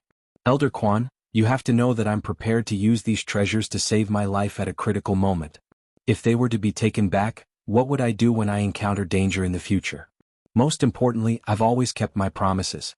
You guys better think of another way. We can pay spirit stones to rent it from Ancestor Nanming. What do you think? Quan Deming said. Yu Qianzhou smiled bitterly and said, Elder Quan, it's not that I don't want to promise you, but Ancestor is at the ends of the earth. Even if you rent it from him, I'm afraid that by the time you get the news that he agrees, it'll be too late. Do you think it's still necessary? Can you make this decision on behalf of Ancestor Nanming? Quan Deming asked. Meh. Yu Qianzhou pointed at himself and then fell silent. He seemed to be thinking about something in the silence. After a while, he nodded, but then he shook his head and said, as long as there are spirit stones, I can make the decision. But you guys don't know Ancestor Nanming's character. He won't care about a small amount. His appetite is a little big. It was unknown whether he was feeling guilty when he said this. Was it the Nanming ancestor whom he had never met that had a huge appetite, or was it him who had a huge appetite? Quan Deming glanced at Dongfang Chang'eo, who was fighting in grief and indignation. With a firm expression he said, name a number that the Nanming ancestor can accept. As long as it's not too outrageous, we won't make things difficult for you. The greatest significance of supporting Immortal Island's first appearance was not to win spirit stones, but to save face. For the number one sect in the world, reputation was sometimes more important than spirit stones. Ze and the people from the 4 major clans were no longer in the mood to watch the fight. From time to time they would look at the people from supporting Xian Island. They didn't know what Yu Qianzhou was doing with the people from supporting Xian Island. He kept talking non-stop. As for Bai Zitsong and the other 3 who were standing at the back, their gazes often stopped on the graceful silhouette of the lady in purple in front of them, sinking deeper and deeper. Yuan Jiukui from the 6 Paths Demon Sect had questioned the disciple who was beaten yesterday, but that disciple refused to admit that he spat on Yu Qianzhou. As a result, Yuan Jiukui's hateful gaze couldn't leave Yu Qianzhou today. Now that he had finished visiting the 10,000 demons side, he went to the supporting Xian Island side. At first, he thought that this kid was really capable to be able to win over both the righteous and demonic sections. But now he felt that something was wrong. Yuan Jiukui looked at the scene doubtfully. Dongfang Chang'eo was in imminent danger, but the people from supporting Xian Island were busy chatting with Yu Qianzhou. Even the 2 consecrators in the final stage of the tribulation passing realm were hitting on him. This was like seeing a ghost. Could it be that supporting Xian Island wasn't worried about Dongfang Chang'eo's safety at all? Impossible. Dongfang Chang'eo represented the face of supporting Xian Island. This huge doubt made Yuan Jiukui feel as if he had been enlightened. He couldn't help but regret his impulsive actions yesterday. Supporting Xian Island and the 10,000 demons were not kind people. Since the 2 sects and Yu Qianzhou were so accommodating, they must know something that others didn't. It seemed like he had to spend more effort to investigate. Otherwise it would be too late to regret when he suffered a loss. Yu Qianzhou lowered his head and pondered when he heard this. He thought to himself, I've played hard to get, so I'm not going to play anymore? Not only will they not believe me, they will also say that I'm greedy. It's not good to play too much. It'll be bad if I lose everything. So he let out a sigh and nodded solemnly. Okay. Since Elder Quan has already put it this way, I'll brace up my courage and make a decision on behalf of Ancestor Nanming. A fixed price of 50 million high-grade spiritual stones is really the lowest I can go. Ancestor Nanming really won't be interested in anything less than this. You can decide for yourselves. It would cost 50 million just to rent it. Even if supporting Immortal Island saved up this amount of money, it would still take many years. The people of supporting Xian Island looked at each other, but they couldn't delay any longer. Dongfang Chang'eo's safety and supporting Xian Island's face were worth more than 50 million. Jin Yen said in a deep voice, Yu Qianzhou, I promise you on behalf of supporting Xian Island. However, I have to say something first. What if the spear isn't as sharp as you said and we make a mistake? I've never lied. Is Senior doubting my credibility? Fine, I'll risk the treasure being taken back by Ancestor Nanming. I'll say this here. If the spear's sharpness isn't what I said, you don't have to give me a single spiritual stone. Yu Qianzhou's face was full of righteousness, and his words were filled with awe-inspiring righteousness. Jin Yen nodded. Alright, it's settled then. However, we don't have that many spiritual stones on us, so we'll have to temporarily— Yu Qianzhou waved his hand and interrupted him. It's fine to give it to you after the matter is over. I've been on supporting Xian Island for so many years, so I have some confidence in supporting Xian Island. However, I have to make it clear in advance that the spear can't be used by you indefinitely. It's only for Elder Dongfang's match. Supporting Xian Island had never thought of taking his things. Moreover, since Yu Qianqiu was so straightforward, Jin Yan immediately agreed. Alright, let's use the spear. I have to remind everyone that Ancestor Nanming is afraid that people will pry into the secrets of the treasures he refined, so he set up extremely powerful restrictions on them. I've asked him to set up the same restrictions on my 2 treasured sabers, so you must not use your divine senses to check them. Once your divine senses come into contact with them, they'll be immediately damaged, Yu Qianqiu warned. Everyone from supporting Xian Island was astonished. It turned out that the reason why the 2 sabers could hurt people's divine senses was because of the restrictions. There was actually such a powerful restriction in this world. That Ancestor Nanming really wasn't someone an ordinary person could compare to. After everyone agreed, Yu Qianqiu put his hand into his storage bag. After searching for a while, he suddenly muttered strangely, "Could it be that I forgot to bring it with me? That's impossible." When everyone heard this, they almost fainted. After wasting so much time talking, he actually said that he forgot to bring it with him. Jin Yan's face was ashen as he said, "Yu Qianqiu, are you kidding me? Look carefully." I found it, Yu Qianqiu shouted. He didn't mean to dawdle, but the huge sabers that he made with his black flames were a little too crude. This time, since he was pretending to be the spear refined by Ancestor Nanming, he naturally had to look like a treasure spear. Otherwise, if they were all crudely made, it would be strange if they didn't suspect that they came from the same family. He was afraid that he wouldn't be able to fool them even if he wanted to. Thus, after some preparation, he put his hand into his storage bag and used his black flames to carefully suppress it. That was why he spent some time. Everyone from supporting Xian Island's gaze followed Yu Qianqiu's hand as it slowly moved. This action instantly attracted the attention of everyone on the surrounding mountains. What were those fellows from supporting Xian Island doing? Dongfang Chang'ao was fighting with his life on the line. Could it be that they still had the mood to do something else? The spear's tail that was slowly pulled out was black. It was formed by 2 malevolent beast claws, and the fine scales on the claws were vivid and lifelike. The spear's tail had just been revealed when a terrifying feeling of deterrence emanated from the storage bag. Yu Qianqiu suddenly pulled out the spear and casually inserted it into the ground beside him. With a "pu" sound, even the spear's tail could easily be inserted into the mountain rocks. The spear's body was about 2 meters long, and it was completely black. The spear's shaft was as thick as a child's arm, and it looked like it was covered in scales. Upon closer inspection, it turned out that there were 9 angry dragon carvings bearing their fangs and brandishing their claws. They looked as if they were about to leap out of the spear's shaft. From the front, the spear's blade looked like a flat dragon head opening its mouth and roaring angrily at the sky. The spear's blade had broken through the dragon's fangs and emerged from the dragon's open mouth. On top of the original 2-meter-long spear's body, there was a sharp edge that was half a meter long. The center of the spear bulged out while the edges were thin, and it even carried a dense barb. The spear's entire body was pitch black, and it didn't reflect any light in the sunlight. It was truly a mystery what it had been forged from. The moment this spear appeared, the people from supporting Xian Island felt like they had to retreat before even trying it out, and they couldn't help but gasp. Needless to say, just this meticulous carving and this concealed aura meant that this was undoubtedly a treasured spear. The people standing closer to the spear could clearly see the fierce spearhead and were left speechless. Those farther away were also trying to figure it out. Yu Qianqiu examined the spear's design and was very satisfied with it. In his rush just now, he had recalled the image of the red dragon in Twilight Valley and applied it to this spear. As expected, the spear's aura was extraordinary. How could he not praise such a masterpiece? Yu Qianqiu coughed and solemnly said, "When this spear first took shape, someone used it to kill a 9,000-year-old flood dragon that was on the verge of ascending. Afterwards, the Southbright ancestor placed 9 dragons on the spear's body, calling it the dragon-slaying spear. The dragon slayer who used this spear once praised that the supreme cultivator's treasured spear slays dragons. No one in the world dares to disobey, and the heavenly sword does not appear." The dragon-slaying spear? This spear once slaughtered a flood dragon that was on the verge of ascending. Fan Benlei said in disbelief.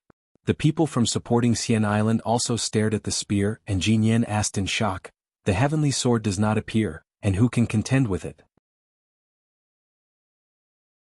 Does this mean that there is another heavenly spear that can contend with the dragon-slaying spear? That heavenly sword refers to the heavenly sword, not the spear, but it's also incredibly sharp, Yu Qianqiu somewhat awkwardly explained.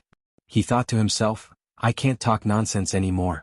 If I continue, Great Hero Jin will be so angry that he transmigrates to settle the score with me. He quickly changed the topic and said, Everyone, shouldn't you quickly hand the spear over to Elder Dongfang?